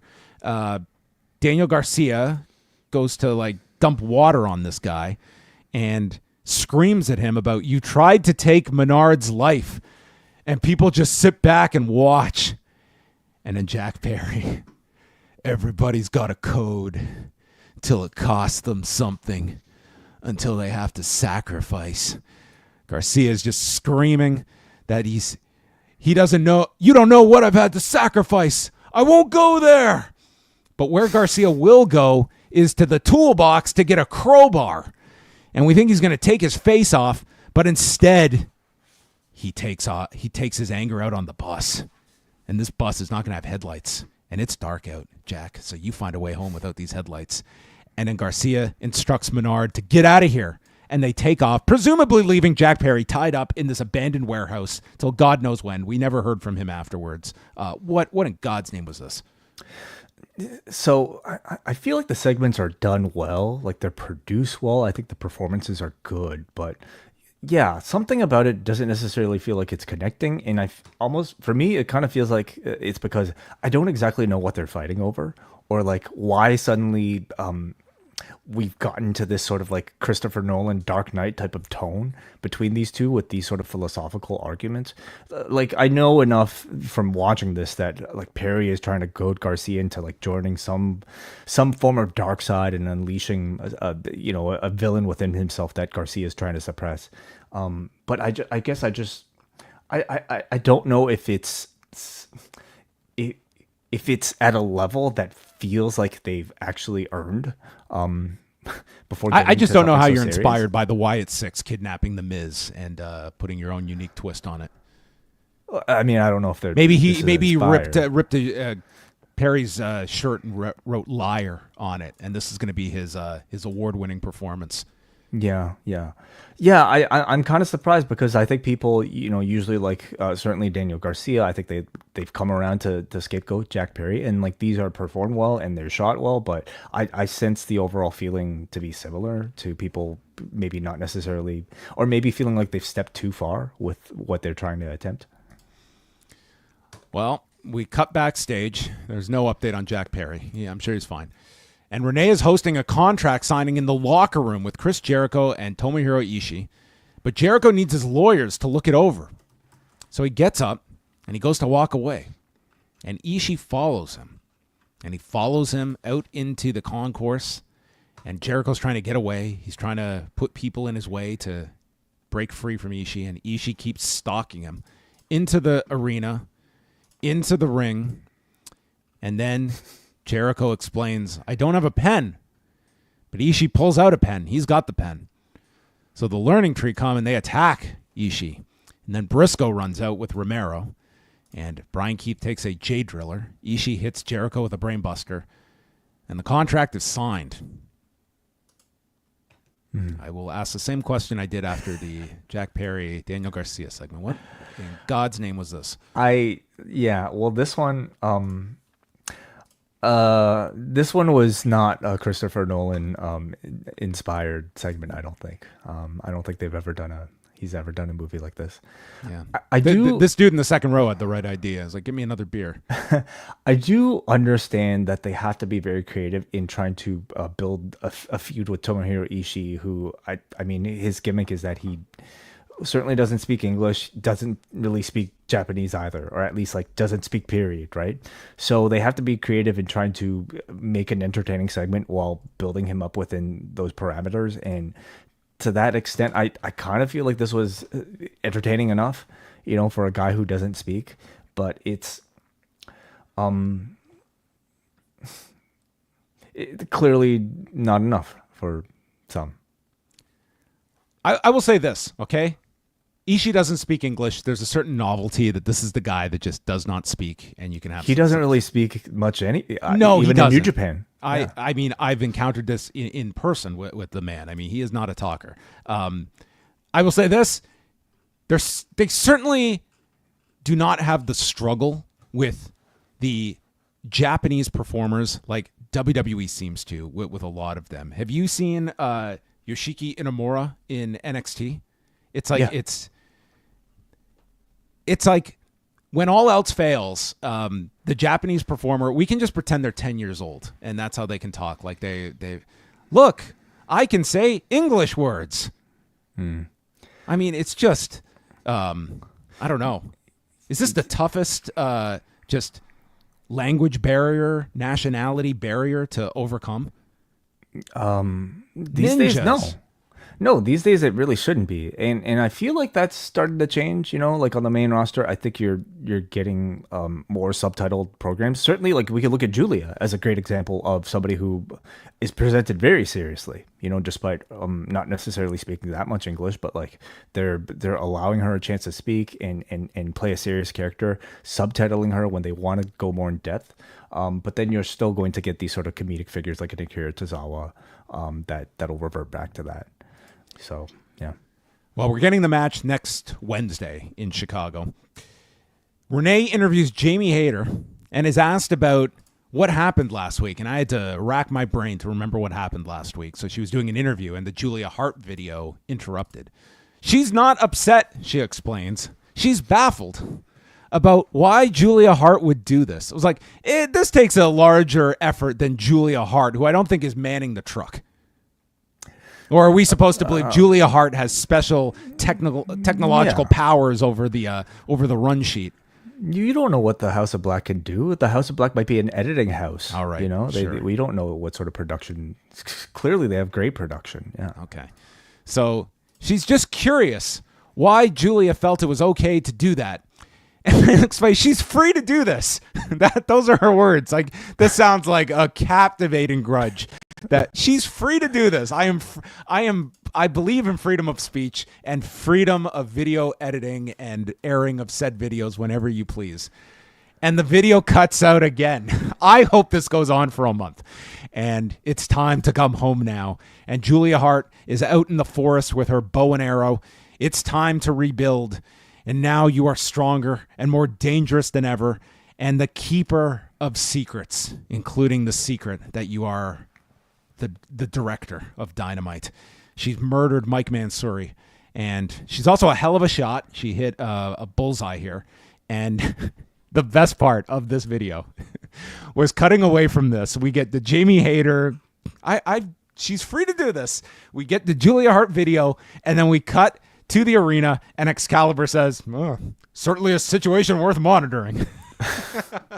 Dude, that's always the worst position to be in, being the color commentator who has to come back from like spooky shit and having to, like, I don't know, ground us. I just wish we had left Jack Perry kidnapped in the middle of God knows anywhere. Certainly a situation worth monitoring. Matt Menard was on commentary. You had to do commentary after this. Matt Menard wasn't asked about where is he? You were driving him on the friggin' hood of your car.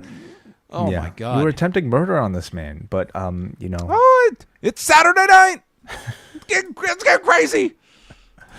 Listen, overall, this show's nuts at times. Like this show, there's a lot of good stuff on a typical Dynamite, but there's a lot of like TNA 2010 that has creeped into this too. I don't completely disagree with you, John, but I don't come out of this Julia Hart stuff with any sort of negative feeling. I think overall this has been Julia Hart fantastic. stuff on its own, I really have no issue with. The videos are really well done. It's what this was bookended with. That just it took something serious and good, and it forced me not to take it seriously and just have way more questions and where this is going. Like, yes, we get to a Julia Hart Jamie Hayter feud. Yeah, sure. So I mean, what I kind of feel like has happened here is, okay, they've developed some really great videos for Julia Hart's comeback. We also have to at the same time build to a feud with somebody for her to come back to, and that person they've decided is Jamie Hayter. Now, rather than maybe having the coordination to have Julia Hart actually cut promos on Jamie Hayter in these videos, they're instead simply having the videos play during Jamie Hayter's promos, and that to them may feel like is enough, or at least like is the best they can do to establish a feud between them. I'm hoping that in some of these videos we at least get Julia Hart speaking something specifically about Jamie Hayter so that we can maybe feel a bit more cohesive about it all. But for the time being, maybe they feel this is the best they can do. Maybe they're going to fight over initials. Who can lay claim? JH. Interesting. Maybe Jeff Hardy can ref. Oh. The main event is Orange Cassidy and Wheeler Yuta. For this in the main event slot, I do think like this was crowd really, was not responsive to it to not start. At all. Not at all.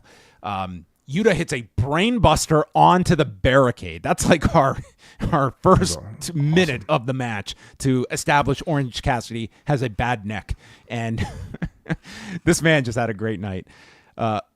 Tony Schiavone, after this man has like just about broken his neck and he's laying on the ground, Schiavone says, "Have we ever seen Orange Cassidy wear black jeans before?" And Excalibur, the man cannot tell a lie.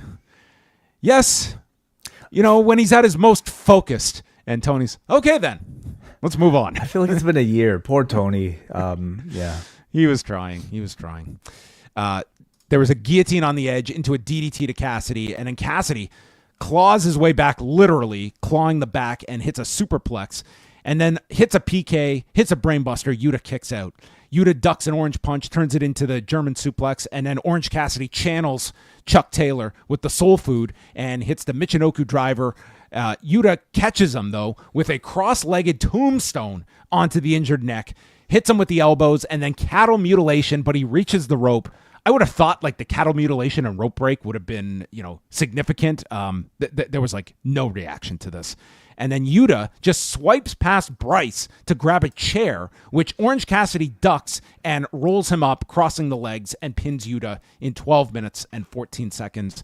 I'm only going to go so far as to say like the match technically was fine. They had a story with the neck, but given this was like the main event, this is your contender going into the pay-per-view, I just felt like it was the heat really brought this one down. It was, and you were kind of just, waiting for the post-match at a certain point. I think first of all, the outcome was expected. I also think Yuta, he is the lowest on the totem pole in the Death Riders, and I don't know if people see him as a main event level type of guy. But I think they achieved a pretty decent reaction towards the end with their intensity in this match. I thought it was a good match by the end. I liked Yuta making great use of the ring and barricade to target Cassidy's neck. Excalibur was trying to sell the story that how much damage can Yuta do to Jon Moxley ahead of this match, and I don't know if the neck injury. Yeah.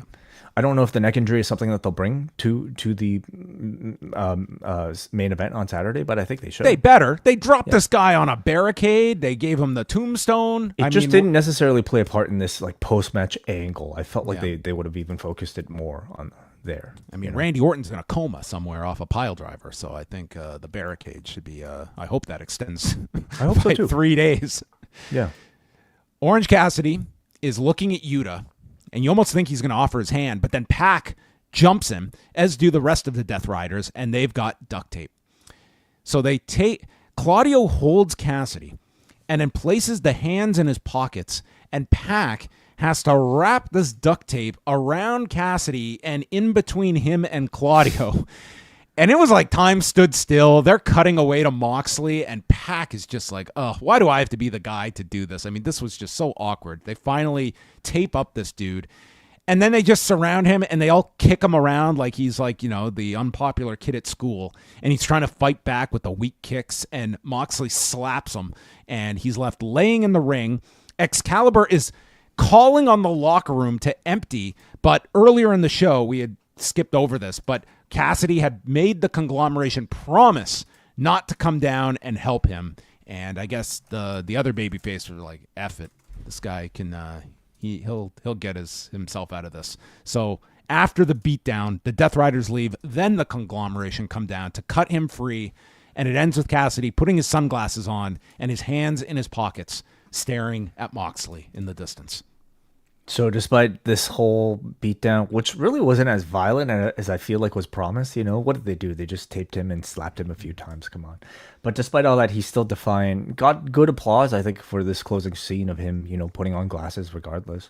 I feel like for this program, they've done most of what they could before this evening anyway. I don't necessarily think tonight really elevated the interest that much. I think the November Rain video did even more in elevating the interest. When this show ended, I feel that would have been a way stronger ending to this. It's, and it's like if that argument is like, we don't want to end with a video, there might be a tune-out factor. There's weeks that we have like the big match with the overrun that it loses viewers. And like, what is the priority of this show? It's like, okay, we're going to spend 5 minutes with this music video that we probably spent a decent amount to get this song. And I just felt by the end of Collision, I was much more, I felt like invigorated for this pay-per-view than this closing angle that I think admittedly it was just for me, it just didn't have the big reaction from the crowd. Like this is like Moxley is being threatened on Saturday with this challenger. Even though I felt like the video did a better job of hyping me for the pay-per-view, I do recognize the intent and the point of a TV show on Wednesdays isn't necessarily just to hype you up for a pay-per-view. It's to earn a strong rating for TBS, and for that reason I can understand why they ended with this. So overall, I feel like this was a good edition of Dynamite, not without its faults, especially towards maybe the last half hour of the show. Yes. And I would say in totality, when we look at the build to Full Gear, it certainly is a mixed bag. But when we look at the card, your feeling might be different. Well, I mean, those are often two different things. I do think that there has been some very good stuff built up on this pay-per-view, and I do not have any doubt in my mind that this is going to be a pretty incredible show on Saturday night. But that will take us to our preview. Well, on the pre-show, we only have the one match announced so far with Big Boom, AJ, and QT Marshall. I mean, this is what it is. I don't think we need to dissect this one with too much time. I wish I'm sorry, I'm too old for TikTok at this point, but like I'm completely unaware of like why these guys are popular. I know they're the Costco guys. I have no idea why people like are so fascinated by them, but there are clearly many people who consider this to be a much bigger deal than me, and I hope that they are fulfilled by whatever this match is. Yeah, this guy was a wrestler a long time ago as well. So I mean, I really have no issue with it, but I'm sure people will have their opinions on how this goes on Saturday. MJF against Roderick Strong. We will see if MJF finds himself in his usual opening up the pay-per-view slot for this Roderick Strong match. Yeah, we've gone over this a lot. I think this is as much a kind of giving us some kind of guidance of what is the next step for this program. That is this just MJF destroys this guy and we're holding off on him and Adam Cole for next month. Do you shoot an angle with Adam Cole? I am not clamoring for anyone to turn on anyone. Not Kyle, not Adam, not Strong, not MJF. I don't need any more turns in this saga involving these guys.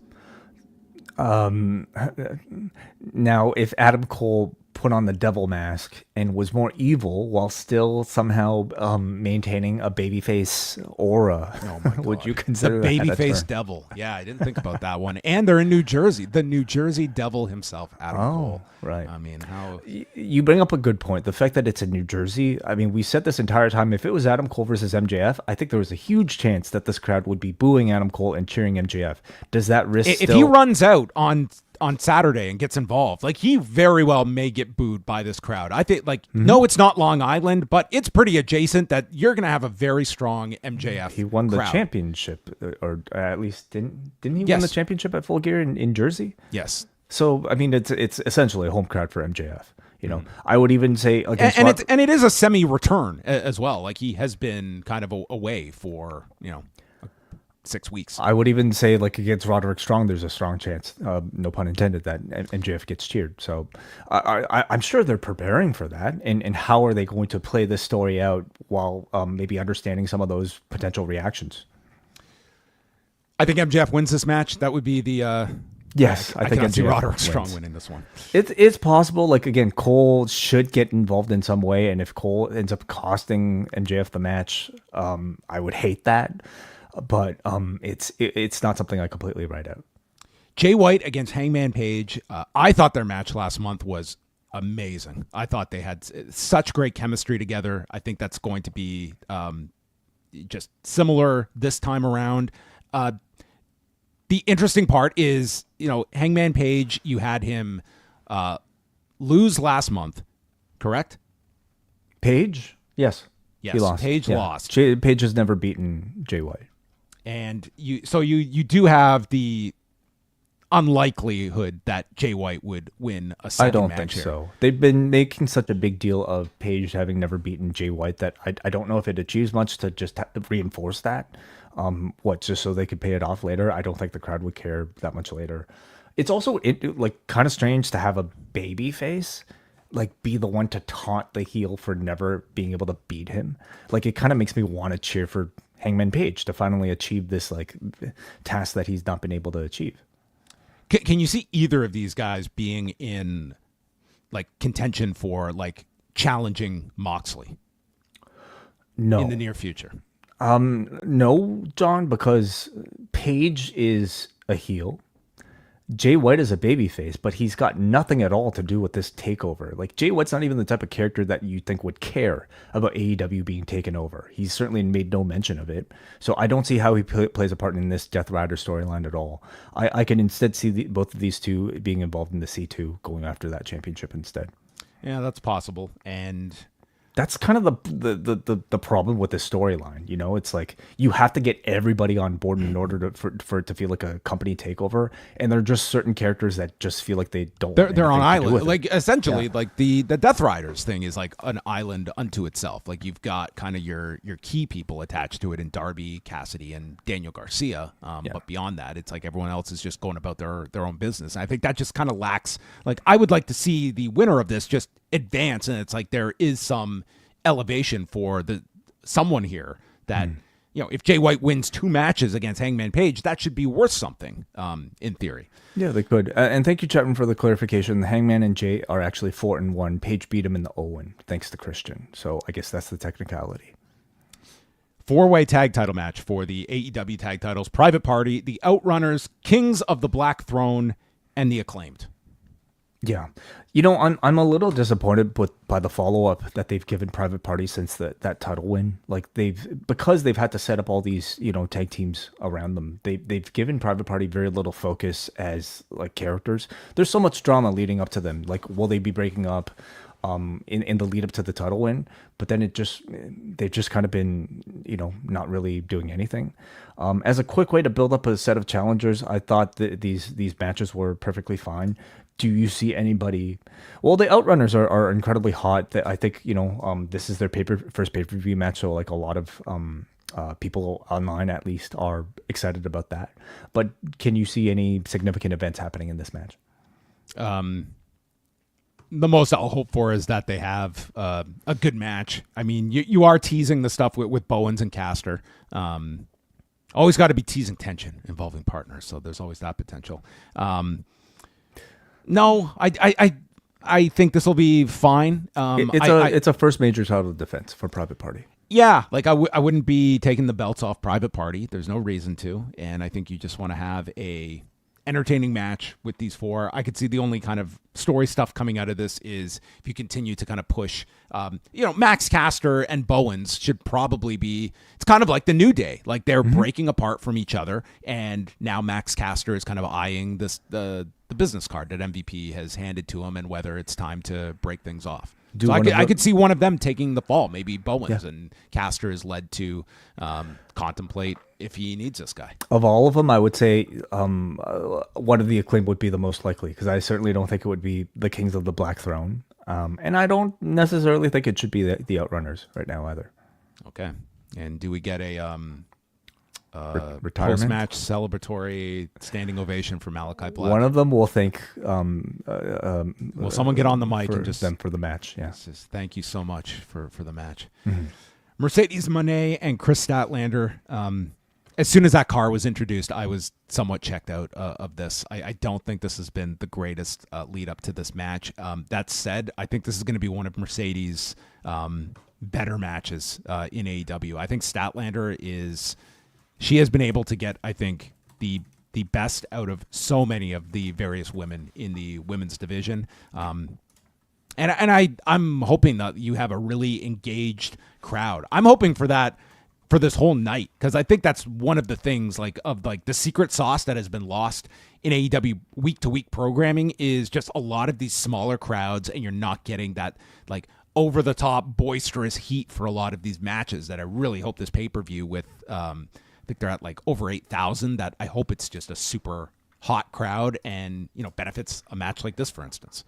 Yeah, I actually think Moné has quite a bit to prove even in ring for these pay-per-view performances. They've been pretty inconsistent to the point where I would say maybe more disappointing than not. Let's recap. Between the Britt Baker match, and then what was our last one? I'm trying to just remember even. We got was it the Amanada match? What? No, sorry. Was it Shida? Was it Shida All Out? Yeah, the Shida match. Yes. At All Out. Yeah, both of them I maybe somewhat disappointing. So I think she has a lot to maybe come back with here. And I think Kris Statlander is a really excellent opponent for her to hopefully this time live up to expectations. But certainly creative has hurt this storyline, and even regardless of Mercedes Moné and I would say what have been kind of weak performances, Kris Statlander. I mean, what the hell? Like, this has been such a weird babyface turn, and somehow like just kind of like pushing her towards title contention right away after it without her feeling really hot enough to deserve a babyface title challenge against Monet, I think has been really tough for her. But again, if they have a strong match, maybe we'll forgive a lot of it. Yeah, I don't totally dismiss Statlander winning this, but I think it's highly unlikely. Yeah.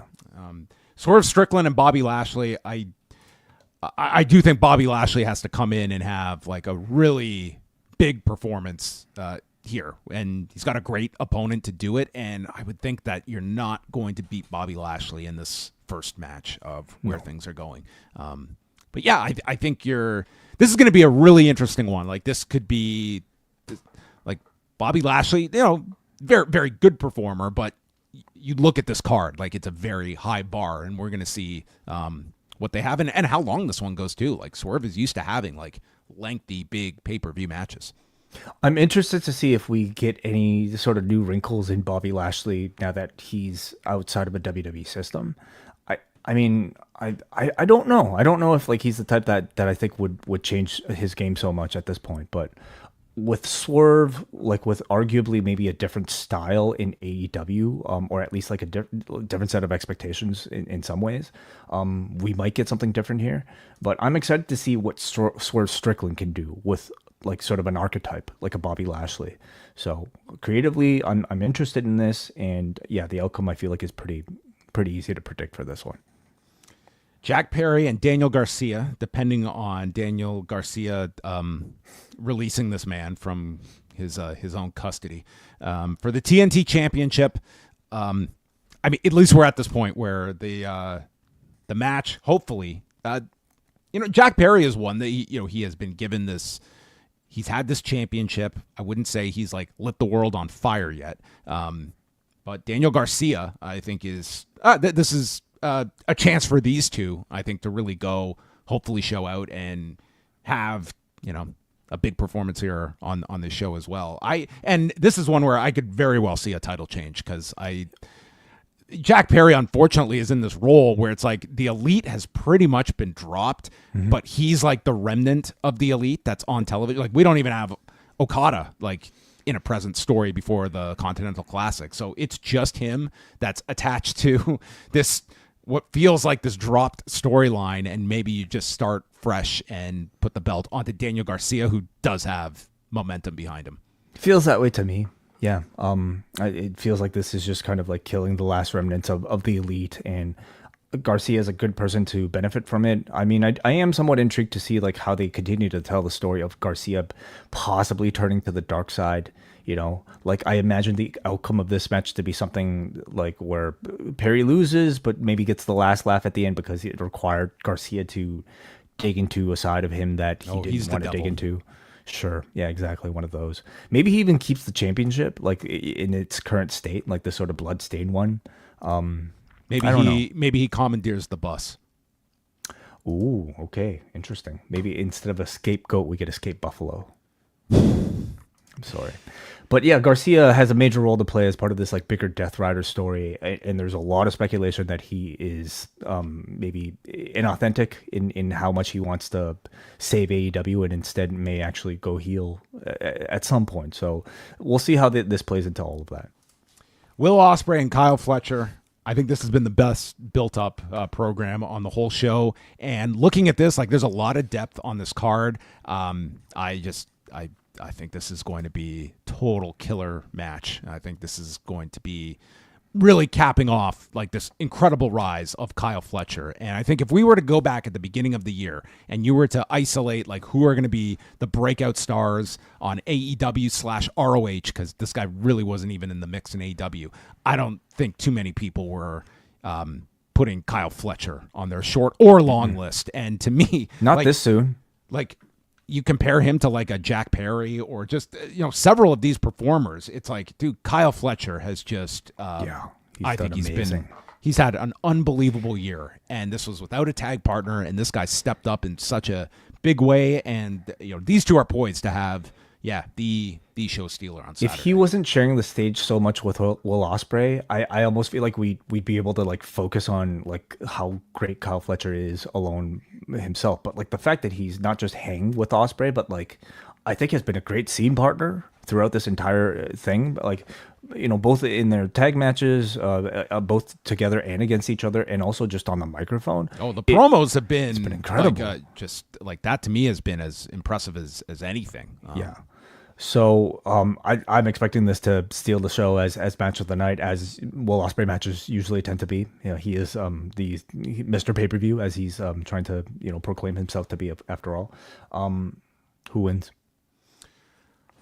I mean, in this one, I really don't think they want to have. I mean, it all depends really in what who's involved in this Continental Classic. I don't think Ospreay's at this point like where it's a killer if he lost, and it really establishes Kyle Fletcher if he wins in this big one. But this is kind of the return for Ospreay. He's coming for revenge, and I don't think you want to necessarily just unless they want to prolong the story. Yeah, which I could see them doing. Yeah, they very well could. I could see either one. I guess you lean Ospreay in this one, but there's a lot of arguments for Fletcher that he could benefit a lot more, and this is hardly going to be any issue for an Ospreay loss. I lean Fletcher actually, and I think we maybe can expect Mark Davis to play some sort of role if he gets involved. That's a good in the point. finish. Yeah, he could get involved in this somehow. And then Jon Moxley and Orange Cassidy for the AEW Championship. Yeah, I mean, I think there's two separate things here. I think these two should have a phenomenal main event. I don't know. I'm really curious how this show performs pay-per-view wise, because it's a very deep card, but a lot of it is you're focused on the main event, and it's just I just don't know if people look at this and this is going to be much above like 100,000 would be like the estimate for this. What did the Danielson retirement do? Last month. I can look up what the estimate is. Well, anyway, I mean, I consider this a pretty drastic drop from it. I think Orange Cassidy, for as good as he's been in this particular feud, I think is still he's still somebody who needs to be established as a main eventer. He's just not really perceived as a certainly not a Danielson level type of guy, not even a Swerve or Ospreay level guy in my opinion right now. So we do have like some precedents for this. Like they had their match at All Out. I don't know if you have those numbers out there, but can you expect maybe this to maybe match that? Even though that we're in very different eras of AEW right now. I'm seeing this at like the All Out level, which was around, I believe, like 100,000 was like the rough estimate. Like we're not getting like concrete numbers for their match at All Out together, like years ago. Oh, sorry, I was talking about the most recent All Out from. Okay, well, that might be a better comparison. Yeah, at this point. But yeah, like I think the match should be amazing. As most matches involving these two are. I think Jon Moxley wins this one. But Orange Cassidy maybe receives a standing ovation at the end of it for maybe how well he did. But come on, the Death Rider story isn't ending just with this first Orange Cassidy match. So the WrestleNomics estimates, last year's All Out, which had Moxley and Orange Cassidy, that did around 95,000 buys. And Full Gear last year did 131. I don't see this one doing 131. What was the main event? That had the death match with Hangman Page and Swerve. Oh, yeah. Okay. And then looking at the last couple of shows, the estimates again, All Out, following All In, did 100,000. WrestleDreams estimated at only 105,000 with the Danielson retirement. Okay.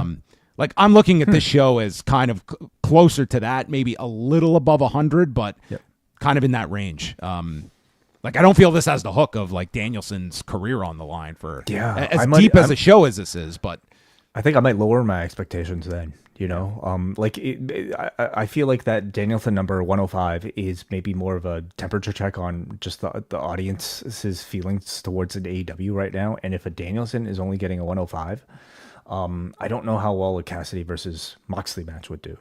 So I think everyone expects Moxley stays with the title or keeps the title. I think that the handling of Orange Cassidy, I think it's very important. You don't want to just kind of he fails and then he goes off TV, or he's just you need a follow-up plan with a Cassidy in this type of a role. You need this to have changed him somehow. Does he keep this character where he just like talks a whole lot? What if he starts wearing darker jeans? How much darker can you get than black? Oh, you're joking. Yeah. Okay. We've already gone to that. Well, let me ask you this. What can you see of the lineup here of who's available, who could be coming back? Let's not forget Tony Storm possibly coming back for this Mariah May celebration. You could shoot that angle for Full Gear as well, with the champagne ceremony.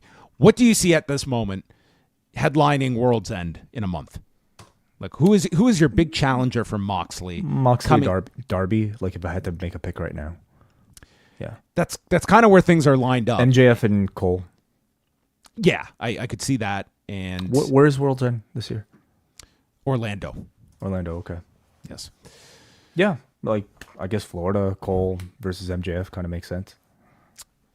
Yes, maybe better than New Jersey. A more important question, I think, is do we get Kenny Omega? Do we get Okada? Is the C2 ending at World's End? Isn't it?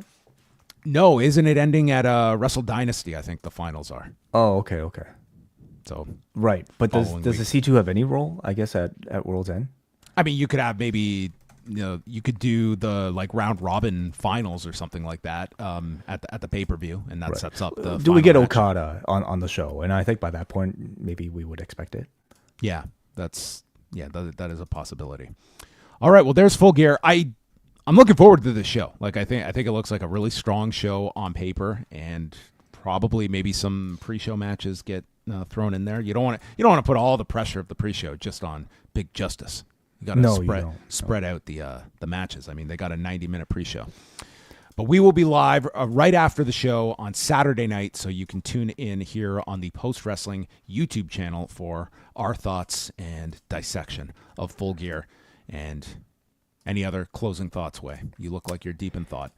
Just that everybody go and check out chop-tees.com/postwrestling to see if your size is still available in the Post Wrestling Varsity jacket. We actually sold a number of them just even today. So thank you all of you guys who have purchased, including Pain Killer in the chat room, who notified me that he purchased one just during the stream itself. So there's that. Now, before we get out of here, of course, we do have feedback and we do have some super chats, John. Oh yeah, of course. I nearly signed off there. So not only do we thank our supporters at chop-tees.com, but also, of course, those of you who watch live and might even send a super chat or two during the stream itself. First of all, let's go to Matt Hahn, who sends a YouTube members message. Thank you very much for being a YouTube member. So those of you who exclusively want to check out our Patreon content via YouTube, you could do that by becoming a channel member on the site as well. He says, "Give me Darby versus Claudio in an Iron Man match. I could watch him being thrown around for the entire show." Masochists, yeah. Throw this guy off a roof. I don't think they need to do much more than 13. That was sufficient for tonight. But you do have to do a rematch between these two at some point. Yeah. There's got to be some sort of mountain, Swiss Alps type of mountain climbing Everest joke you can make there. Matt Hahn also sends a super chat of $5. Thank you, Matt. He says, "Is there a reason why they announced the overruns? I would prefer them to not announce it. That way, you'll never know when the show will end." I mean, I guess I brought this up too. If you're watching live, you're not it's 10 o'clock. It's time to turn the show off. Mid match, you're just not going to. And if you're someone that's DVRing it, you're either if you have not set your DVR, you're going to be really frustrated to know, oh, I have not set my DVR long. This is going to cut off in a minute because they're telling me it's going to go long. I mean, I think they look at it as, hey, you're getting more than we promised. We're going past the hour. But I don't know. We can go through the various weeks. I don't know how much there's weeks it's it goes down. It's not as though it's necessarily this. The idea of the overrun was always that you would get people tuning in for the next show and you would inflate your number, and it was somewhat artificial, but you got credit for those couple of minutes. Isn't it the case more weeks than not? At least according to I think the quarter-hour trends that I see on WrestleNomics. more weeks than not that it actually goes down? There's quite a few. I'd have to like just go through that. I'm sure there's some anomalies to that. But I mean, yeah, like typically. As I was talking about this, I mean, with Neil on Friday, I was also suggesting like whether or not there were other benefits to it that might help a TBS that would prefer having some sort of bleed into their other programming. Yeah, I'm sure that's it. Like as much as we will look at, and we're looking at it from the Dynamite perspective, it's that even if Dynamite's audience goes down 5%, that's a hell of a lot more than the 10 to 11 p.m. program on TBS is doing, and you are helping the next show. And they obviously, like, strategically, this is a benefit to them. It's just we're kind of looking at it like this is not bumping the Dynamite number, but it is helping the next program. And that's even related to maybe decisions about why Tony would be hesitant to, air something like the November Rain video to end a Dynamite, for instance. All right. Let's go to forum.postwrestling.com. Thank you guys for your super chats. And now we go to our patron feedback. All right, Benjamin writes, the contract signing with Jericho and Big Tom was painful. Admittedly funny for a breath, and then went long and ended predictably. Like the Garcia and Jack Perry segment, is it worth to watch the first 2/3 of the show?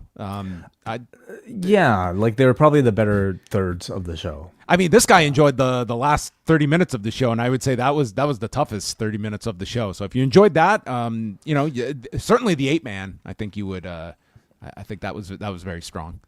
Oh, he says the last 2/3. No, he said the first 2/3. The first 2/3 of the show. Yeah. Okay. Yeah, I would say the answer is yes. We got Andrew from Cape Breton. Great show tonight with a few hiccups. The opener was incredible. I'd like to see what else Mark Davis could do, as he was fine, but the talent in the ring was on fire. The Darby Claudio match was great. I liked the Lashley squash in the main event. My main complaints are that I think they should get rid of Camille after Full Gear. If she couldn't live up to the wrestling expectations, that's fine, but they could phase her out instead of making her look more foolish. WWE did it with Giovanni Vinci, but he hasn't been on TV in weeks. I also wasn't a fan of the bit with Jack Perry and Daniel Garcia. I liked what they did on Collision, but I don't think it needed a follow-up. Just say they dumped him in the jungle bus on the side of the road. That being said, the good far outweighed the bad, and I'm looking forward to Full Gear. They might have like stepped too far into like sort of like cinematic world with like what they did tonight with Jack Perry and Matt Menard and yeah, like people can accept, I guess, being strapped onto a bus, but I guess maybe warehouse stuff. But we're also talking about a company that kind of has made its name off of like house invasions and burning houses, right? So I think maybe they're going for some element of that, but it's tricky. Brian from New Jersey writes, fairly by the numbers go-home show with a good set of matches throughout, especially Darby Allin and Claudio. And the main event. Oddest tonal shift of the night was going from the Garcia-Perry hostage video to the very odd sort of chase scene with Jericho and Ishii for a match that's not on the pay-per-view. I understand this is a go-home show, but like they are building next week's show around Jericho and Ishii. I had no issue with the idea of dedicating a segment to the two of them. It was... I don't know if this was the best executed idea, but the principle was there. And what about placement? Like, do you think placement could have been better, or is that something that they just can't really avoid? In terms of following the hostage video, or just that late in the show? I didn't think the thing would have been that well received by I just thought it was a really goofy segment, and my issue was not what it was following. I didn't enjoy either, to be quite honest. So I mean, it was. I don't know. I just felt both of them back to back were sort of things that missed the mark for me, at least. He says that I've already ordered I already have the pay-per-view ordered, but can't promise I'll have the time or desire to catch 0 Hour. It's nice that the Costco guys promoted AJ's match on The Tonight Show, but I'm not sure how well their audience overlaps with a wrestling audience, so it sounded like Reading Pennsylvania reacted to them well tonight. By the way, I'm told it's Reading, John. Oh, Reading? Reading? Yeah. Okay, sorry. Again, it can't hurt, right? You know, like any mention of AEW on something like the Tonight Show is more than you would have had by promoting any other match on 0 Hour. So it doesn't hurt. So let's go to Nick, I believe, who's our last piece of feedback for the night. I joined the Post Wrestling Patreon recently. Love what's here. I got into Post Wrestling thanks to the Long and Winding Road podcast with WH Park. Awesome. Looking forward to the next wrestler bio that they do on that one. Did you guys realize that when Private Party won the titles on Fright Night, As of now, almost all of the original tag teams that started in AEW have won that championship. The only ones who have never won it were the Hybrid 2, Proud and Powerful, the Dark Order, and the Best Friends. Also, it seems recently Mercedes has one of her title belts with her on screen, her Strong Women's Championship. She has not lost it yet. Thanks. Okay, I don't know what that last point is trying to say. She's always had her Strong Women's Championship with her, hasn't she? Yeah, I haven't noticed her without it. But okay, he's made the point that almost all of the original tag teams that started in AEW have won the championship. No, it's like it's like getting a watch at the end. If you stay together as a team long enough, you'll get a championship. You eventually, Daniels and Kazarian, they never should have put their team on the line, or maybe that's what you have to do, like Private Party did, and then that's how you cash in on the tag title run. All right, well, thank you very much for finding us through WH Park. He is our big justice that brings in new fans to sample the product. Boom. That's right.